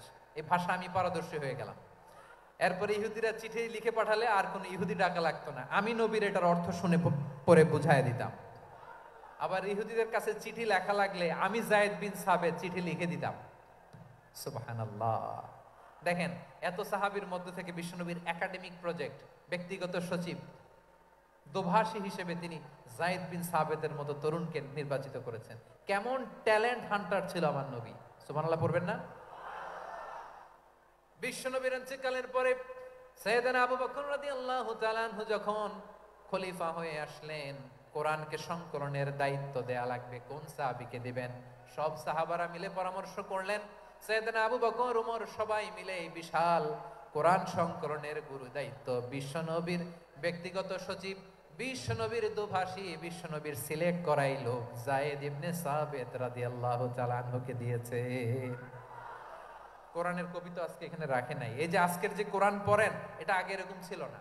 কোরআন নাজিল হলে সাহাবারা চামড়ার, ওটের চামড়ায় লিখে ফেলতো, ওটের চ্যাপ্টা হাড্ডির মধ্যে লিখে ফেলতো, গাছের গুড়ির মধ্যে লিখে ফেলতো, বিভিন্ন জনের কাছে ছড়ানো ছিটানো ছিল। আবু বকর রাদিয়াল্লাহু তাআলা আনহু একসাথে করলেন, পরবর্তীতে উসমান রাদিয়াল্লাহু তাআলা আনহু একসাথে করলেন। 114 সূরার এখন এই মুসহাফ, এই কম্পাইলেশন, এই কপি আমরা পেয়েছি, যার হিউজ কন্ট্রিবিউশন ছিল। এই পুরো কোরআন কম্পাইলেশনের প্রজেক্ট ম্যানেজার ছিল যায়েদ বিন সাবিত রাদিয়াল্লাহু তাআলা। কোরআন কম্পাইলেশনের প্রজেক্ট ম্যানেজার। দেখেন, ওনারে মাথায় হাত দিয়ে আজান শিখায় নাই। সুবহানাল্লাহ কইবেন না? তাহলে প্রথম সাহাবী আবু মাহজুরাকে মুয়াজ্জিন বানাইলেন, যায়েদ বিন সাবিতকে ব্যক্তিগত সচিব আর দোভাষী বানালেন, মুসআব ইবনে উমাইর রাদিয়াল্লাহু তাআলা আনহুকে ইসলামের প্রথম অ্যাম্বাসেডর বানালেন। তাহলে তৃতীয় নাম্বার একজন সাহাবীর নাম বলছি, মুসআব ইবনে উমাইর। মুসআব কি নাম? নামটা কেমন লাগে? এই কয়েকজনের ভাল লাগে, বাকিদের ভাল লাগে না? ভাল লাগে? এই এই আর কয়েকটা মিনিট দেওয়া যাবে না আমাকে আল্লাহর রাস্তে? হ্যাঁ, ঠিক আছে।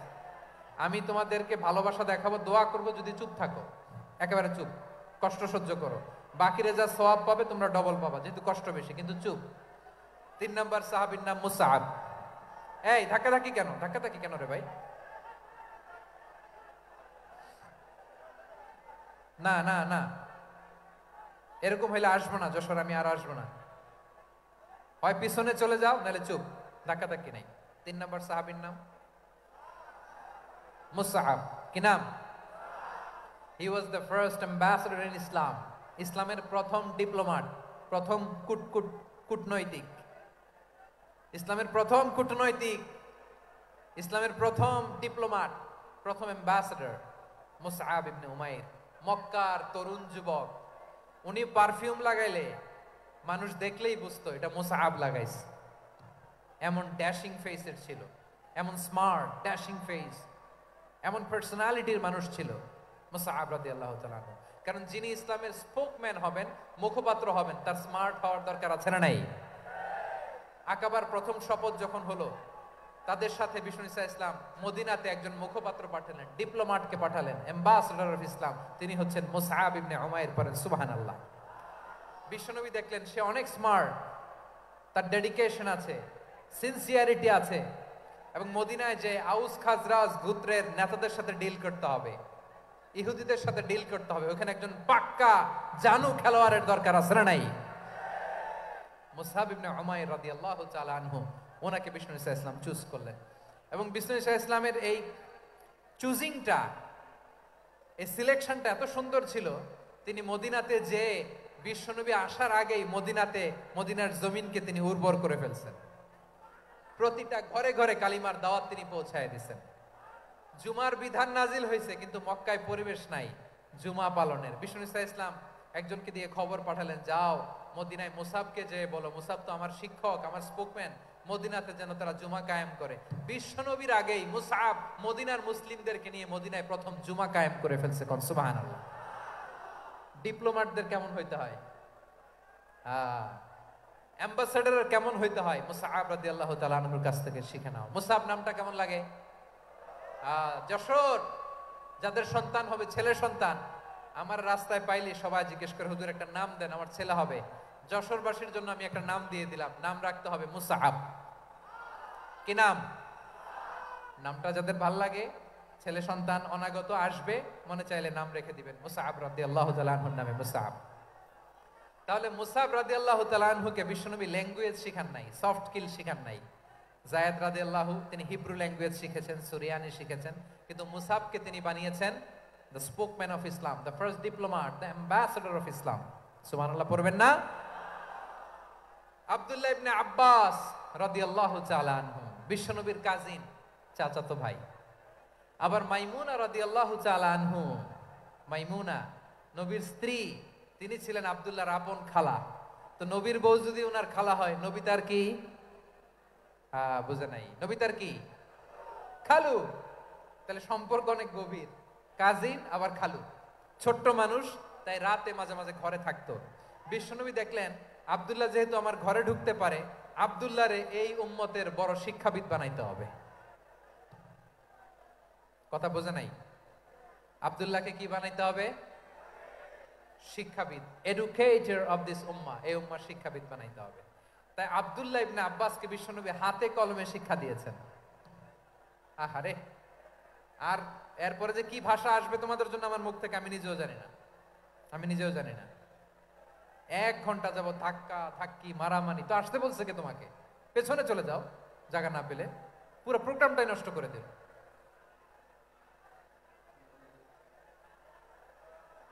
জি, আমার দিকে তাকান, আমি শেষ করে দিচ্ছি। হবে না, ইন্টেলেকচুয়াল আলোচনা এখানে হবে না, আমি বুঝতে পারছি, আমি শেষ করে দিচ্ছি। আব্দুল্লাহ ইবনে আব্বাস রাদিয়াল্লাহু তাআলা আনহু, মনোযোগ দিয়ে কয়েকটা মিনিট শুনুন, আমি এখনই শেষ করে দিচ্ছি। এরপর আওয়াজ করবে, এই যে এগুলো কি আমি বুঝলাম না। আমি বললাম না সব করা যাবে, বসে যাও, শুয়ে যাও, চলে যাও, আওয়াজ করা যাবে না। অন্যকে বসো এটাও বলার দরকার নেই, জাস্ট এদিকে তাকাও। আল্লাহ। আব্দুল্লাহ ইবনে আব্বাস রাদিয়াল্লাহু তাআলা আনহু, ওনাকে বিশ্বনবী হাতে কলমে শিক্ষা দিয়েছেন, যেহেতু উম্মতের শিক্ষাবিদ হবেন, এডুকেটর হবেন।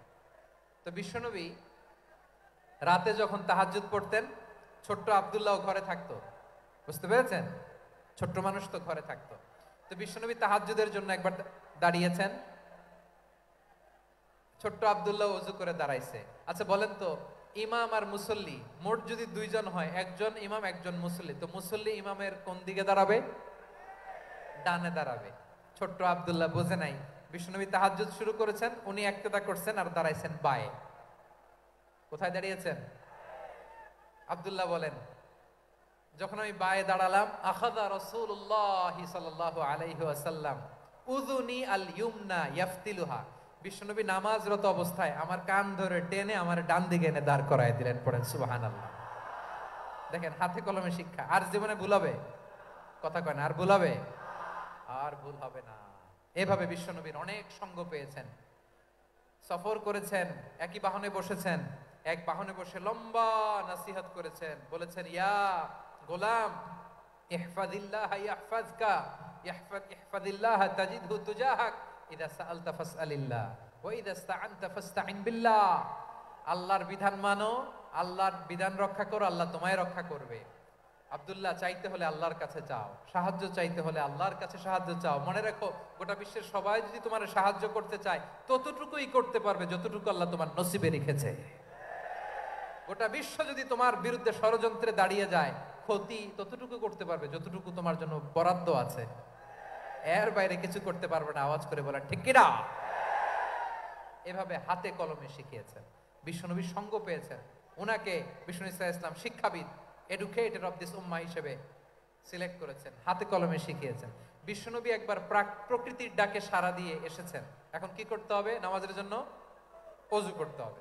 বিশ্বনবী এসেই দেখেন অজুর বদনায় পানি ভরা, খুশি হয়ে গেলেন, বললেন কে রেখেছে পানি? একজন বলল আব্দুল্লাহ রেখেছে। বিশ্বনবী অত্যন্ত খুশি হলেন, খুশি হয়ে একটা দোয়া করলেন, বললেন আল্লাহুম্মা ফাক্কিহু ফিদ্দীন ওয়া আল্লিমহু তা'ওয়ীল। আল্লাহ তুমি আব্দুল্লাহকে দ্বীনের বুঝ দিও আর কোরআনের তাফসীর শিক্ষা দিও। বিশ্বনবীর এই দোয়া এমন লাগছে, উনি রাইসুল মুফাসসিরিন, এই পৃথিবীতে যত মুফাসসির ছিল, যত মুফাসসির আসবে, সকল মুফাসসিরের সম্রাট হিসেবে স্বীকৃত হয়েছেন আব্দুল্লাহ ইবনে আব্বাস। বিশ্বনবী ওনারে আজান শিখান নাই, বিশ্বনবী ওনারে ল্যাঙ্গুয়েজ শিখান নাই, বিশ্বনবী ওনারে অ্যাম্বাসেডর বানান নাই, হাতে কলমে শিক্ষা দিয়েছেন। ছোট্ট মানুষ বিশ্বনবী ইন্তেকাল করলেন, আবু বকরের সময় গেল, ওমরে ফারুকের খেলাফত, তখনও তিনি তরুণ। ওমরে ফারুক রাদিয়াল্লাহু তাআলা আনহু ওনার ক্যাবিনেট মিনিস্ট্রির বৈঠকে এই আব্দুল্লাহ ইবনে আব্বাসকে পাশ দিয়ে বসায় রাখতেন। বয়স্ক সাহাবারা এটা পছন্দ করতো না, তারা বলতো ঘটনা কি, আব্দুল্লাহর মতো ছেলে নাতি আমাদের আছে, এরা কেন রাখে ওমরে ফারুক? ওমরে ফারুক এটা টের পেলেন, তিনি বুঝতে পারলেন যে ক্যাবিনেট মেম্বাররা এটা পছন্দ করে না, ছোট্ট আব্দুল্লাহরা কেন রাখি, কেন যে রাখি এটা একদিন বুঝাবো। একদিন মিটিং এ তিনি সবাইকে বললেন ইদা জাআ নাসরুল্লাহি ওয়াল ফাতহ। এই আয়াত দ্বারা উদ্দেশ্য কি বলেন তো মুরব্বী সাহাবীরা? এক সাহাবী বলেন এই সূরা দ্বারা উদ্দেশ্য, আল্লাহ বলেছেন আমাদেরকে বিভিন্ন ল্যান্ড, বিভিন্ন এলাকা বিজয় করতে হবে। ওমরে ফারুক বললেন না, হয়নি। আরেকজন বললেন বিজয় হওয়ার পর আমাদের বেশি বেশি আল্লাহর বরত্বের ঘোষণা দিতে হবে, এটা উদ্দেশ্য। ওমরে ফারুক বললেন না, হয় নাই। যারা জিজ্ঞেস করেন কেউ পারে না। সব শেষে বিশ্বনবী ছোট্ট আব্দুল্লাহরে বলেন আব্দুল্লাহ ইদা জাআ নাসরুল্লাহি ওয়াল ফাতহ এর দ্বারা উদ্দেশ্য কি বলো তো? ছোট্ট আব্দুল্লাহ বলেন হুয়া আজালু রাসূলিল্লাহ। এই আয়াত দ্বারা বিশ্বনবীর বিদায়কে উদ্দেশ্য নেওয়া হয়েছে।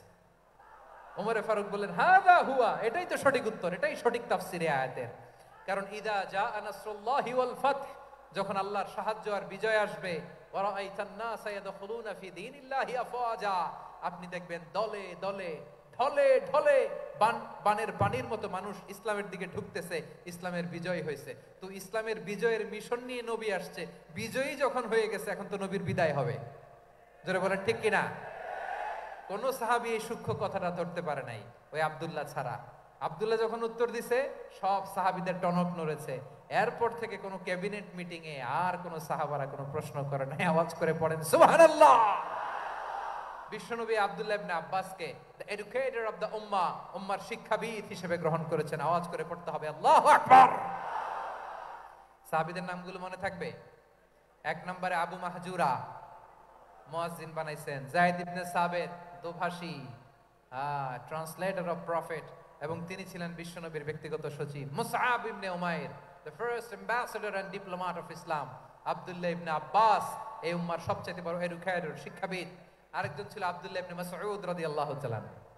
দুই আব্দুল্লাহ, আব্বাস গেল, আরেকজন হচ্ছে মাসউদ। মক্কার তরুণ, ছাগল পালতো মুশরিকের। বিশ্বনবী আর আবু বকর রাদিয়াল্লাহু তাআলা আনহু একবার গেলেন, যে দেখে এই তরুণ দাঁড়ায় আছে। বিশ্বনবী বলেন আমি খুব ক্ষুধার্ত, তোমার কাছে কি দুধ আছে ছাগলের? আব্দুল্লাহ ইবনে মাসউদ বলে আছে। ওয়ালাকিন আনা মুতামান, কিন্তু যে দুধ আছে এটা আমানতের, আমি দিতে পারবো না। বিশ্বনবী এইটা শুনেই তার টার্গেট করে ফেলছে। আনা মুতামান, দুধ আছে কিন্তু এটা আমার মালিকের, আমি তো দরদ দেখাই আমার মালিকের দুধ, আপনি পথিক, আপনারে দিতে পারি না। বিশ্বনবী টার্গেট করে ফেলছেন, এরে আমার কাজে লাগাইতে হবে।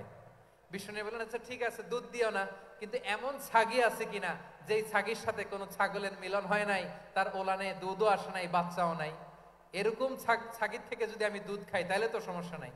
বলতেছে এরকম ছাগির থেকে দুধ খাইলে সমস্যা নাই, কারণ এরকম ছাগির ওলান থেকে দুধ আসবেও না। বলতেছে ঠিক আছে এরকম একটা ছাগি নিয়ে আসো। নিয়ে আসা হলো। বিশ্বনবী বিসমিল্লাহ বলে ওই ছাগির ওলানে হাত দিলেন। হাত দিতে দেরি, পুরো ওলানটা দুধে ভরে যেতে দেরি হয় না। বিশ্বনবী আর আবু বকর রাদিয়াল্লাহু তাআলা আনহু দহন করে পেট ভরে খেলেন। এই দৃশ্য আব্দুল্লাহ ইবনে মাসউদের হৃদয়ে দাগ কাটলো। এই মুজিজা দেখে তিনি বললেন আশহাদু আল্লা ইলাহা ইল্লাল্লাহ ওয়া আশহাদু আন্না মুহাম্মাদুর রাসূলুল্লাহ।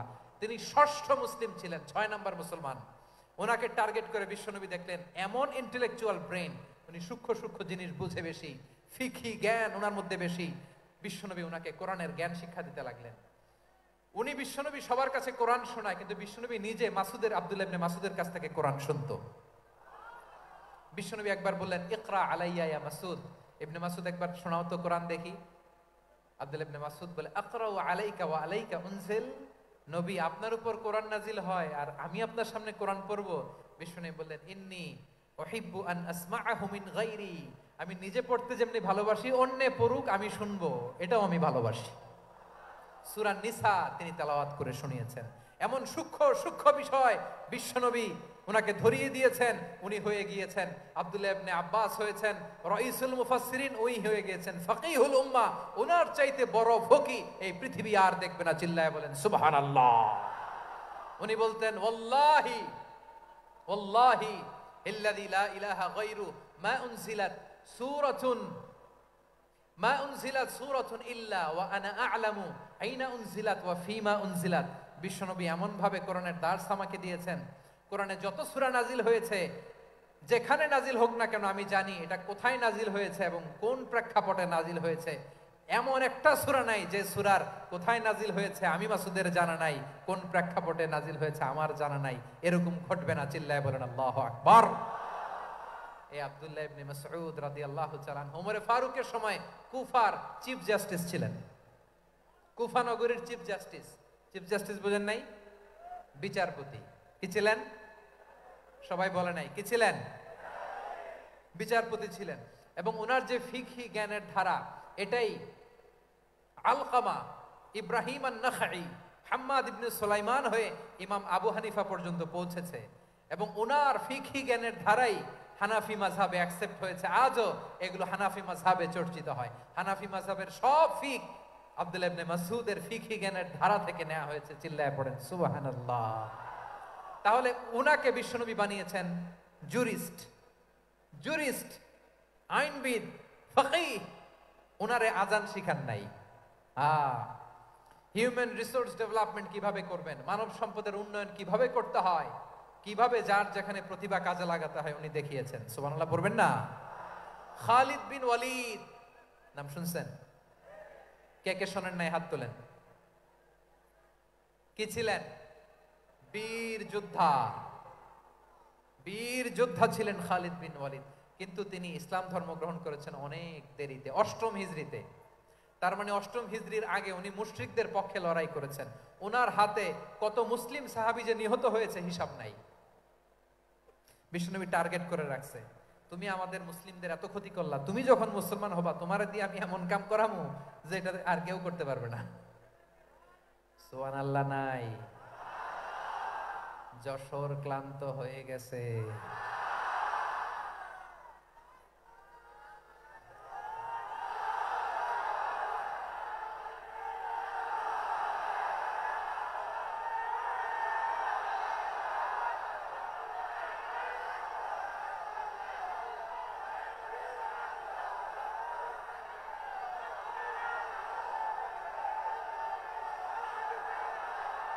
মাশাআল্লাহ, বসুন বসুন বসুন।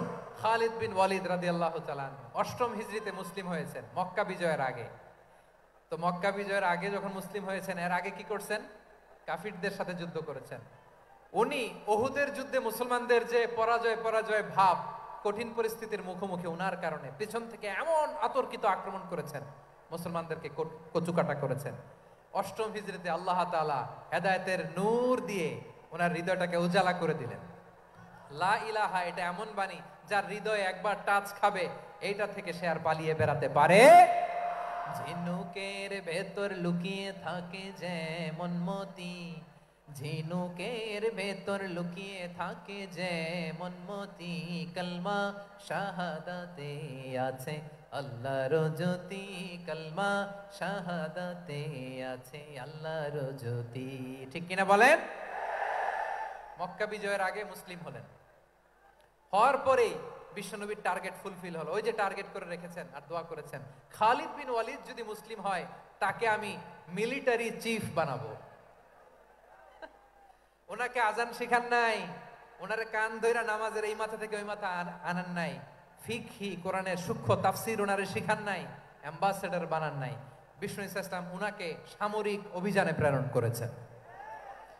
সামরিক অভিযানে তিনি প্রেরণ করেছেন। উনার জীবদ্দশায় উনার নেতৃত্বে যতগুলো যুদ্ধ হয়েছে একটা যুদ্ধেও তিনি পরাজয় বরণ করেন নাই। ওমরে ফারুকের সময়কালে তিনি চিফ অফ মুসলিম মিলিটারি মানে মুসলিম সেনাপতি হয়েছেন। যশোর আওয়াজ করো, ঠিক কিনা বলো? সেনাপতি, মুসলিম সেনাপতি। তাহলে কিভাবে হিউম্যান রিসোর্স ব্যবহার করতে হয় গোটা বিশ্ব আমার নবীর কাছ থেকে শিখে নাও। খালিদ বিন ওয়ালিদ, ওনাকে বিশ্বনবী একটা উপাধি দিয়েছেন। উপাধিটা হচ্ছে সাইফুল্লাহিল মাসলুল, আল্লাহর নাঙ্গা তরবারি, আল্লাহর খোলা তরবারি, দ্য ওপেন সোর্ড অফ আল্লাহ। খালিদ বিন ওয়ালিদ মুসলিম সেনাপতি। হাসান বিন সাবেত নাম শুনছেন? দেখি উনি কি ছিল বলেন। রাসূলের সভা কবি, কালচারাল হিজিমনিকে ডিফিট করার জন্য। উনি ভালো অস্ত্র চালানো জানতেন না, ওই কাজে উনি যেতেন না। ওনার ছিল কাব্য প্রতিভা। কাব্য প্রতিভা, কাফিররা কবিতা দিয়ে নবীকে গালি দিত। বিশ্বনবী বলতেন, ইয়া হাসান আজিব আন রাসূলিল্লাহ, তুমি নবীর হয়ে কাফেরদের এই কথাগুলোর জবাব দাও। বিশ্বনবীর একটা মিম্বার ছিল। বিশ্বনবীর মিম্বারের পাশাপাশি মসজিদে নববীতে এই হাসান বিন সাবেতের জন্য বিশ্বনবী একটা স্পেশাল মিম্বার বানিয়ে দিয়েছেন। এখান থেকে তুমি জবাব দাও। এবং বিশ্বনবী বলেছেন, আল্লাহুম্মা আইয়িদহু বিরূহিল কুদুস। আল্লাহ, হাসান আমার পক্ষে জবাব দেয়, তুমি জিব্রাইল মারফত তাকে সাহায্য পাঠায়া দিও। রাসূল সাল্লাল্লাহু আলাইহি ওয়াসাল্লামের সভা কবি, the poet of the prophet, নবীর কবি। উনি কবিতা দিয়ে এমন উচ্চাঙ্গের ভাষায় কবিতা দিয়ে তিনি জবাব দিতেন, কাফিরদের গা শিহরে যেত, তাদের হৃদয়ে আগুন ধরে যেত। তাহলে এরকম কবিরও দরকার আছে না নাই? এখন যাকে আল্লাহ দিছে কাব্য প্রতিভা, এরা যদি আপনি যুদ্ধের ময়দানে পাঠান হবে? যারে দিছে সুরেলা গলা, এরা যদি অ্যাম্বাসেডর বানান হবে না। হাসান বিন সাবিত ছিলেন বিষ্ণু ইসলামের কবি। হুযায়ফা ইবনুল ইয়ামান বিশ্বনবীর গোয়েন্দা বিভাগের প্রধান। কিসের প্রধান? হুযায়ফা ইবনুল ইয়ামান। ওনার ছিল ডিটেকটিভ মাইন্ড, ডিটেকটিভ মাইন্ড, গোয়েন্দা বিভাগের প্রধান। এবং উনি হচ্ছেন সাহিবু সিররি রাসূলিল্লাহ, রাসূল সাল্লাল্লাহু আলাইহি ওয়াসাল্লামের গোপন তথ্যের ধারক বাহক। নবীর যেই কথা কেউ জানে না, সব হুযায়ফার পেটের ভিতরে ছিল। সুবহানাল্লাহ পড়েন। মদিনার যত ইহুদি, ইহুদিদের একটা লিস্ট ছিল। এই লিস্ট শুধু দুইজন জানতো, বিশ্বনবী আর হুযায়ফা। সুবহানাল্লাহ পড়বেন না? তাহলে উনাকে কোন দায়িত্ব দিছে? কোন বিভাগ? যশোর আওয়াজ করো, কোন বিভাগ? গোয়েন্দা বিভাগের হেড ছিল। খন্দকের যুদ্ধে প্রচন্ড আজকের মতো শৈত্য প্রবাহ, মাটি খনন করতে করতে সাহাবীদের পেটে ক্ষুধা নাই, দাঁড়াইতে পারে না নামাজের জন্য, এত ক্লান্ত, ক্ষুধা, ক্লান্ত, শ্রান্ত। বিশ্বনবী বললেন, কে আছো? এই কঠিন শীত, এই ভয় আর ক্ষুধার মধ্যেও খন্দকের পরীক্ষার টপকে শত্রু শিবিরে যে আমাকে তথ্য দিবা, কে আছো? কারো গায়ে শক্তিই নাই যে দাঁড়াবে, কেউ দাঁড়ায় না। বিশ্বনবী তখন নিজে হুযায়ফাকে ডাক দিলেন, হুযায়ফা, যে আমাকে আজকে শত্রু শিবিরের তথ্য এনে দিবে, সে জান্নাতে আমার মোরাফাকা, আমার সঙ্গী হবে। হুযায়ফা রাদিয়াল্লাহু ইবনুল ইয়ামান জীবনের ঝুঁকি নিয়ে এই ক্ষুধা, শৈত্য প্রবাহ, কোল্ড ওয়েভসকে উপেক্ষা করে পরীক্ষা টপকে শত্রু শিবিরে যে সবার কথাগুলো চুপে চুপে শুনে বিশ্বনবীর দরবারে এসে গোয়েন্দাদের মতো তথ্য সরবরাহ করেছে। বিশ্বনবীর গোয়েন্দা বিভাগের প্রধান হুযায়ফা ইবনুল ইয়ামান ইন্টেলিজেন্স বিভাগ চালাতেন। মুনাফিকদের নাম ওনার কাছে ছিল। মুআয ইবনে জাবাল মদিনা রাষ্ট্রের সবচেয়ে সিনিয়র আমলা ছিলেন। আমলাতন্ত্র চিনেন তো? প্রশাসনিক কাজ যারা চালায়, অ্যাডমিনিস্ট্রেশন বুঝেন না? The department of administration. মদিনার রাষ্ট্রের সিনিয়র আমলা মুআয ইবনে জাবাল মুতাখাসসিসুন ফিল হালাল ওয়াল হারাম, হালাল হারামের স্পেশালিস্ট ছিলেন। বিশ্বনবী উনাকে ইয়ামানের গভর্নর করে পাঠায়েছেন। বলেছেন, ইন্নাকা তা'তি কওমান আহলা কিতাব, এমন গোষ্ঠীর কাছে যাবা এরা ইহুদি নাসারা, আগে শাহাদা পড়লে এরপরে নামাজের দাওয়াত দিও, নামাজ পড়লে যাকাতের দাওয়াত দিও। গভর্নরের অ্যাটিটিউড যেমন থাকে তেমন অ্যাটিটিউড ধরে রেখো। সুবহানাল্লাহ পড়েন। তাহলে মুআয ইবনে জাবালকে দিয়ে বিশ্বনবী কবিতা লেখায় নাই, চিঠি লেখায় নাই, আজান দেওয়ায় নাই। সুবহানাল্লাহ পড়বেন না? সব শেষ সাহাবী বলি আবু হুরায়রা রাদিয়াল্লাহু তাআলা, নাম শুনছেন? বিড়ালের বাবা কি করতেন? খালি হাদিস মুখস্থ করতেন। উনি বলতেন আলজামু রাসূলুল্লাহ আলা মিল ইবাতনি, আমার শুধু পেটের ক্ষুধার বন্দোবস্ত হইলে আমি নবীর সঙ্গ ছাড়তাম না। আমার আনসার সাহাবারা ক্ষেত খামারের কাজ করতো, আমার মুহাজির সাহাবারা ব্যবসা করতো, আর আমি নবীর সাথে সাথে থাকতাম।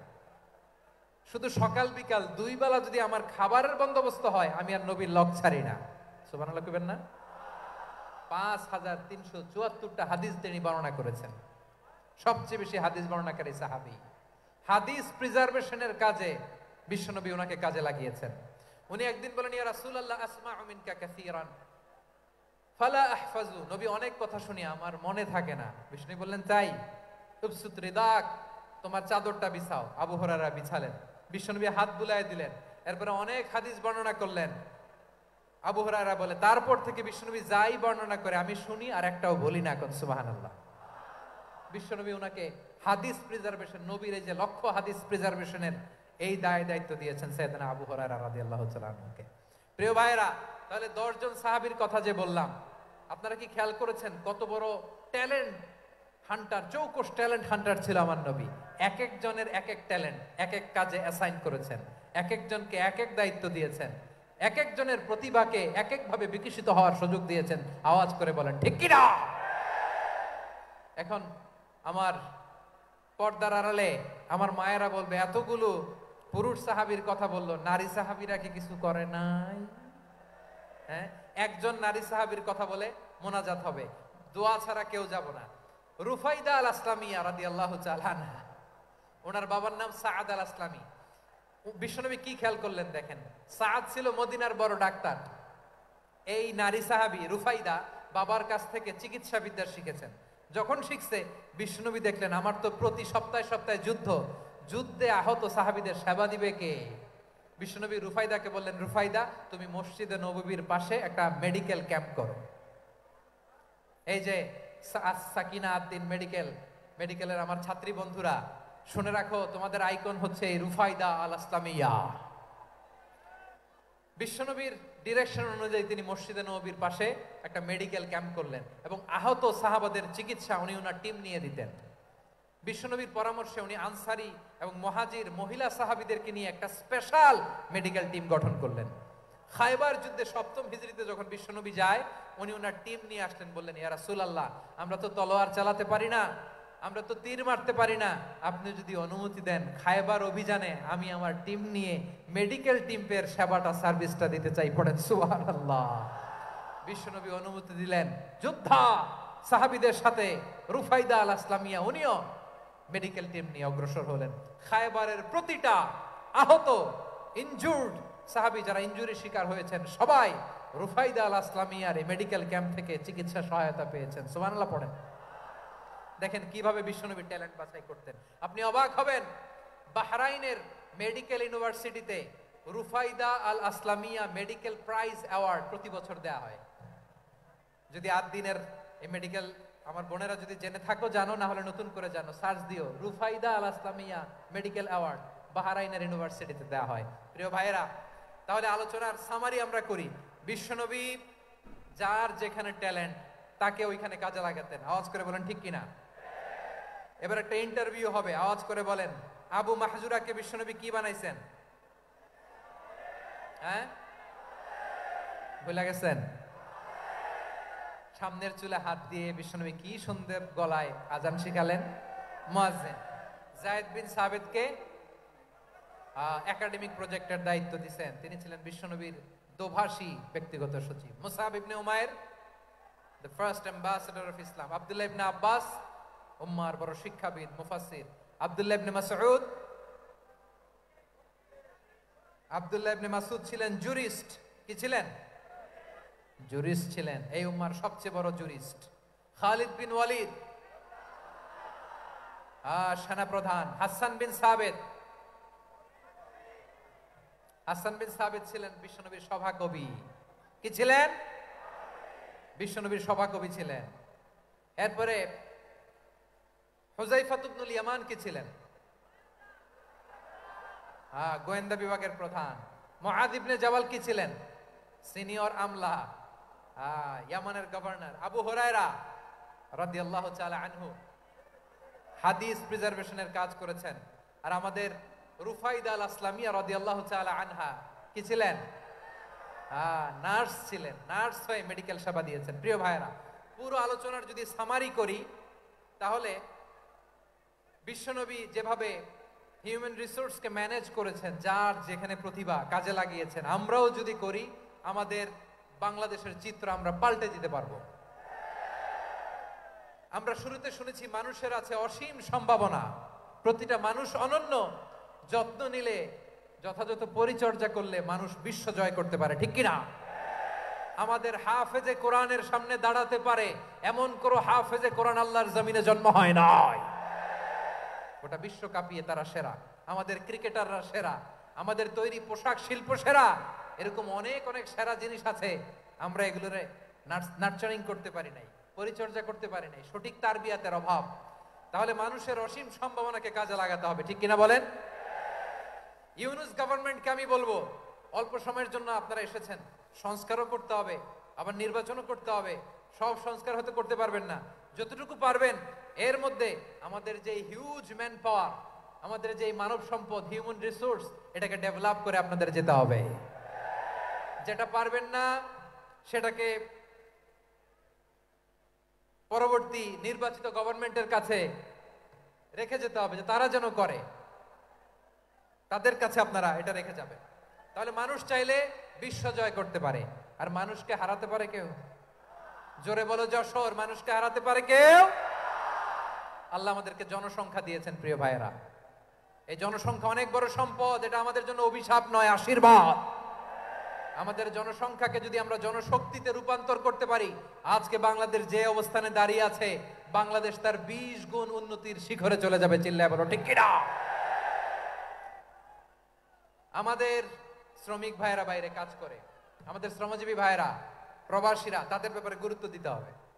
আমাদের শ্রমের দাম সবচেয়ে কম, সবচেয়ে কম।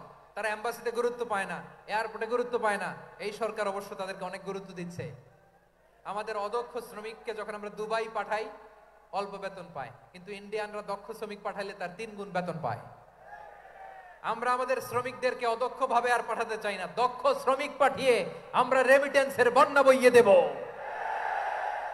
আমাদের শ্রমিকদের পাঠানো রেমিটেন্সের টাকায় সচল থাকে আমার দেশের অর্থনীতির চাকা।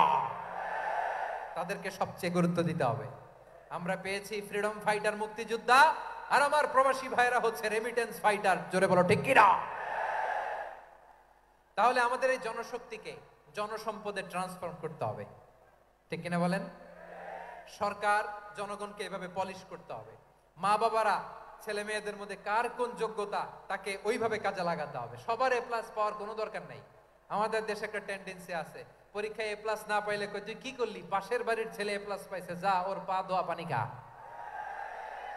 কি খা?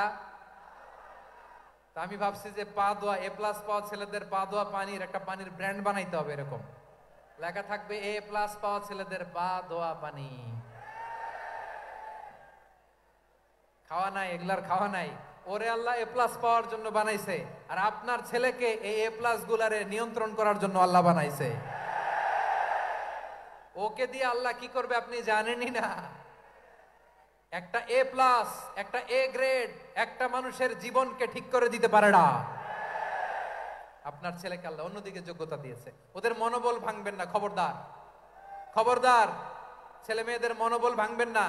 যাকে দিয়ে যেটা হবে তাকে দিয়ে সেটা করতে হবে, তার প্রতিভাকে সেভাবে কাজে লাগাতে হবে। তাহলে বাংলাদেশ, আমাদের এই জনসংখ্যা জনসম্পদে রূপান্তরিত হবে। আমাদের সরকারের তত্ত্বাবধানে আমাদের 18 কোটি জনগণ দক্ষ জনশক্তিতে রূপান্তরিত হোক, আমরা চাই কি চাই না? আমরা ভালো মানুষ, শ্রেষ্ঠ মানুষ হতে চাই কি চাই না?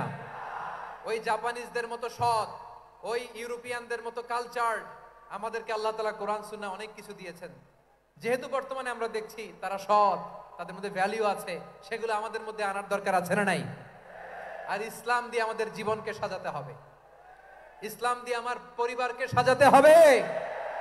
ইসলাম থেকে, কোরআন থেকে প্রেসক্রিপশন না নিলে জীবন সুন্দর হবে না। কোরআন থেকে প্রেসক্রিপশন না নিলে সমাজ সুন্দর হবে না। কোরআনের প্রেসক্রিপশন না মানলে রাষ্ট্র সুন্দর হবে না। কোরআনের প্রেসক্রিপশন অ্যাপ্লাই না করলে শুধু দুর্নীতি দমন কমিশন দিয়ে দুর্নীতি বন্ধ করা যাবে না। এজন্য কোরআনের আইন আমরা চাই কি চাই না? প্রিয় ভাইয়েরা, হিউম্যান রিসোর্স ডেভেলপমেন্ট, মানব সম্পদের উন্নয়ন, আমাদের সরকার যেন এদিকে নজর দেয়। আমরা যেন এই ব্যাপারে যত্নবান হয়ে উঠি।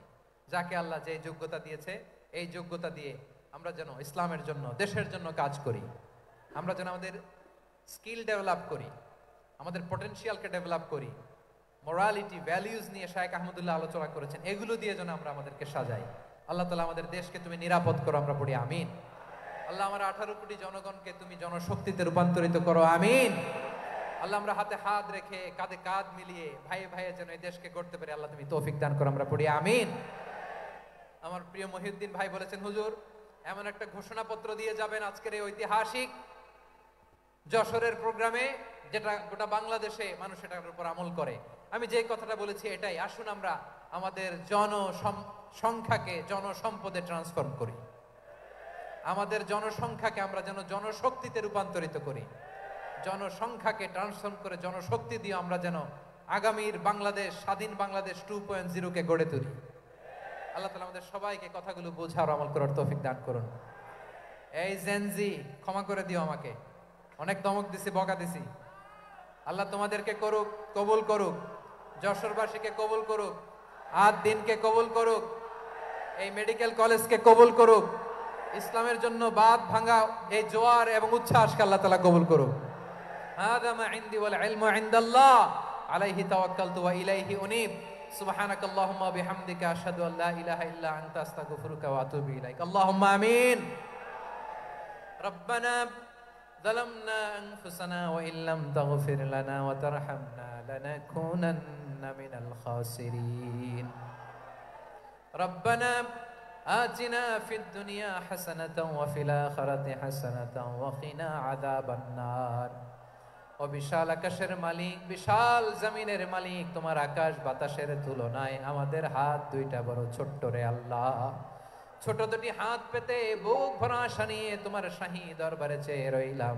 আমাদের জিন্দেগির গুনাহ খাতা তুমি মাফ করে দাও। আমাদের আব্বা আম্মা, দাদা দাদি, আত্মীয় স্বজন সবার গুনাহ খাতা তুমি মাফ করে দাও। আমাদের যত আত্মীয় স্বজন কবরের বাসিন্দা, প্রত্যেকের কবরটারে তুমি কোরআনের নূর দিয়ে মুনাওয়ার করে দাও। আল্লাহ আজকের এই যশোরের প্রোগ্রামকে তুমি কবুল আর মঞ্জুর করে দাও। সূরা বনী ইসরাঈলের 70 নম্বর আয়াতের আলোকে জনসংখ্যাকে কিভাবে জনশক্তি, জনসম্পদে রূপান্তরিত করা যায়, সিরাতের লেন্সে, সিরাত থেকে আমরা শুনলাম, যা কিছু শুনলাম আমল করার তৌফিক দাও রব্বুল আলামিন। আমার বাংলাদেশকে সোনার বাংলাদেশ হিসেবে কবুল করে নাও। আজকের প্রোগ্রামে যারা জয়েন করল তাদেরকে তুমি কবুল করে নাও রব্বুল আলামিন। লক্ষ লক্ষ নারী পুরুষ যশোরের এই ঐতিহাসিক তাফসীর প্রোগ্রামের মাহফিলে জয়েন করেছে। আল্লাহ যেভাবে সহি সালামতে আজকে মাহফিলে জয়েন করলো, সহি সালামতে প্রত্যেক ভাই এবং বোনকে তুমি গন্তব্যে পৌঁছে দিও। আল্লাহ কত বড় বড় আল্লাহর ওলিরা এখানে এসেছে, মাদ্রাসার হুজুররা এসেছে, পর্দার আড়ালে কত বড় নেককার নারীরা এসেছে। আল্লাহ যার হাতকে তোমার পছন্দ হয়, যার ইবাদতকে পছন্দ হয়, তার ইবাদতের ওসিলায় আজকের দোয়াটা তুমি কবুল আর মঞ্জুর করে দাও। রব্বানা তাকাব্বাল মিন্না ইন্নাকা আনতাস সামিউল আলিম ওয়া তুব আলাইনা ইয়া মাওলানা ইন্নাকা আনতাত তাওয়াবুর রহিম।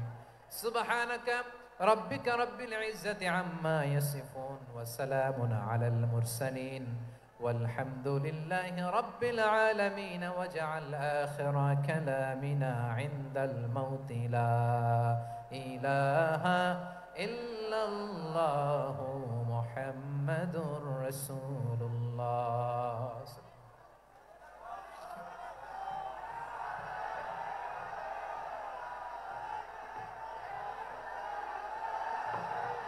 ভাইরা একটু আস্তে আস্তে আমরা বের হয়ে যাই, আস্তে আস্তে বের হয়ে যাই। আপনাদের বিনয়ের সঙ্গে বলছি, আপনারা আস্তে আস্তে বের হয়ে যান। সবাইকে অনুরোধ করছি বের হয়ে যান। আর যাদের বাচ্চারা খুঁজে পাচ্ছেন না, বাচ্চাগুলো আমাদের কাছে আছে, আমরা খুঁজছি, আপনারা পরে যাবেন।